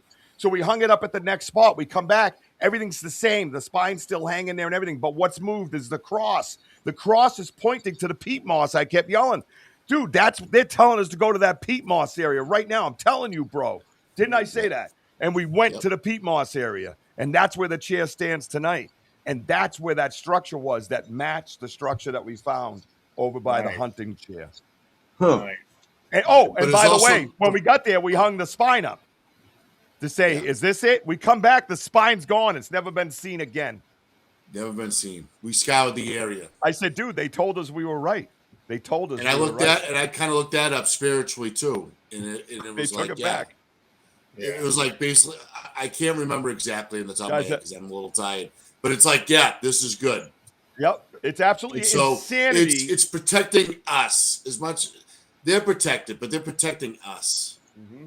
The area because it was sacred to them because we were having this form of communication. And it's now we're starting to understand. Yep, and it's sacred to us, and they know it. Wow. Yep, there you go, cuckoo. That's how my mind is right now. I feel cuckoo. Well, that's it for me, I guess. I got to go to bed too. So real quick, if anyone wants, on my show Home of the Boom on this past Tuesday, see that episode, and I read, and I explained about about the significance of the spiritual side of the shapes of the structures and things like that. And check us out. Check out our work. You'll see all types of different pictures and stuff like that. And so you get an understanding. Episode, wait. In that episode, towards the very end of it. Oh, yes. We have a revelation with our research right there on the show. And it has something to do with the number 19. And it's absolutely mind-blowing. I had goosebumps all over my body. When you watch that episode, you get towards that end and you watch that, there's a structure like we were talking about, like a teepee. But this one was kind of like 3D. It wasn't the other ones we find with 3 or 4 sticks. This was like a geometrical type of teepee. Absolutely wild. Watch that. Hexagonian? I can't remember. The telephalosomomonium flosser. Yeah, that. Yeah. For future reference, we're going to get together all of this again. We're going to do this again. We've been talking about structures on and off, and I'm going to gather some of my pictures, and we'll talk about them. If you guys want to share some too, send when we schedule this in advance. Send me some pictures of your. I hope you're prepared because we're gonna bring it, man. Because we got I'll bring a few that are some of the ones I've come across right here in Virginia. I mean, ones I've come across by myself and with others. We've all seen some pretty interesting stuff out here. I mean, there's. Let's say one thing before I get off because I got to get to bed too. I heard my 2-year-old still running around upstairs. Yes, I'm an old guy. I'm an old guy with a 2-year-old. So what? It means I got a young, beautiful fiance. The real tornado. Yeah. When you see these arches, that ones that come back down to the ground, and they look like they're buried with a log. Those are the ones I find interesting. Yeah. Okay, wait. Start moving the log a little bit and lift it. You're going to find that it's buried in the ground. Exactly. It's stabbed in the ground. Yeah. It's stabbed in the ground. Well, put it back. Put it back the way you found it. Don't be disrespectful. But for research sake, I've been finding them at 8 to 10 inches buried. There's no way that's natural. I don't want to hear it. No, I mean, I've come across a lot of bone trees, and a lot of them can be explained by natural occurrence because trees do bend and reach and stretch for the sun. But when you find the end of it going down into the ground so many inches, makes you really think about that, doesn't it? You can't know what's playing that. To me, again, it's like a purpose. It's like a structure, but it's a glyph. Yeah. I mean, when something's jabbed into the ground, I mean, it's fascinating stuff. The other thing that's really incredible is finding the ones that have bowed over, and right where it meets the ground, it's broke, and the rest of it's still growing up. Something ran into the ground, and it broke, and it's still stretching out. So, you're right, 100%. You're onto it. Yeah, I've come across that numerous times here in Virginia. Yep. Well, then stop looking up. A lot of things we can talk about on this there, for sure. So. Yeah, and I got pictures that blow your mind. They're absolutely unexplainable structures. There's no way. Joe and I have been all through it. And the dream catcher is the first one I really found that blew my mind. I knew other things weren't right, but that dream catcher, that'll knock the socks right off. Yeah. Absolutely. Well, we got to start growing that beard, Rich, if we're going to go to Virginia. So I'm working on Yep. it, bro. I know. I got to work on mine. Look at bro. I got like 4 chest hairs. I'm ready. Yes. Yeah, that's me on my scooter, Melissa. Take it in. Oh, give me some old smoky Tennessee whiskey when I get over here in a minute. I need it now. Hey, Oh, Lord. I already had me some Crown Royal over here, so and then I've been sipping on beer after that. Yeah, I go for the moonshine, baby. I got to go chase a 2-year-old around, and I'm 54 years old. This is not going to go well for me. So wish me luck. Yeah. Many blessings to everybody. Hi, William. Absolutely, William. I see you out there, brother. Me and you are friends. Me and you are brothers. I want you to reach out. We got to get together and talk, my man, because he knows things. Yeah. He knows things about our area that he was talking about tonight. That's going on in our area. We need to speak to him. Yep. Definitely speak sure, to him. for sure. Well, it's been great talking to you guys again. Yeah. We'll do it again. You guys, thanks for having me. Appreciate it. definitely Thank had you. to. And I got to go chase a 2-year-old around. Wish me luck. Yeah. And Have everyone, fun. May the 4th be How do with I you. get out of this thing? Been be there, sure to done tune that. in. Good night, Daniel. Yeah, Thanks for having me, Daniel. David, Thank Melissa, you guys great for to being see you. here. Good night. Wojo, shut the hell up. We'll see you guys later. Back to Richie Peace. P, baby. Come see me. Let's go. That's right. Be sure to tune in He's Friday awesome. night, 8 p.m. Eastern Standard Time, right here on Bigfoot Zone, ECBRO. Make sure you guys are subscribed. See you guys soon. See you, Thank you guys. Wojo. You guys Bye. have a good night. Have a Love you good guys. night.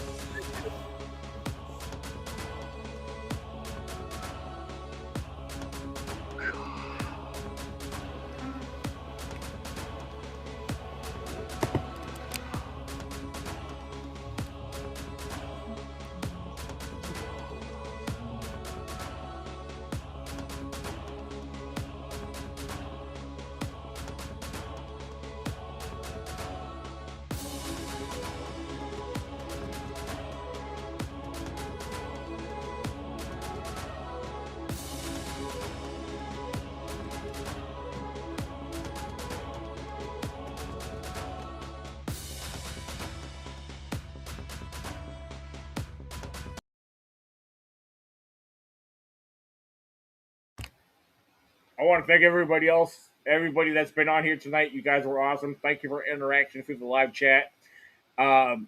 If you're watching this on the rerun, we do have our ECBRO Bigfoot Radio. You can listen to the audio platform on this, again, on ECBR Bigfoot Radio, which is heard on any of your major podcast platforms. If you're a podcast listener through audio only, online radio, again, ECBRO Bigfoot Radio.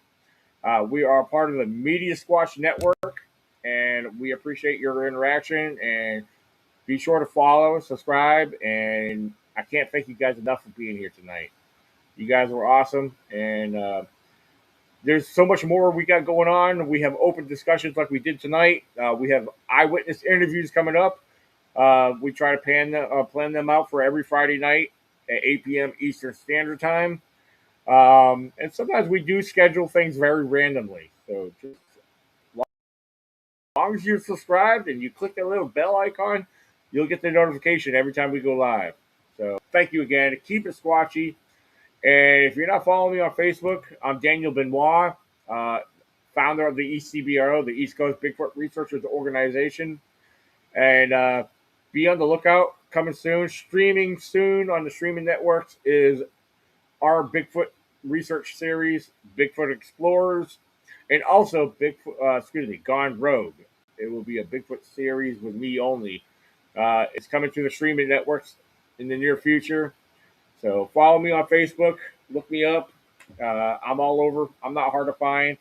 And I want to thank all my panel members tonight and all the audience and the viewers. You guys were amazing. I can't thank you guys enough for being here. So keep it squad.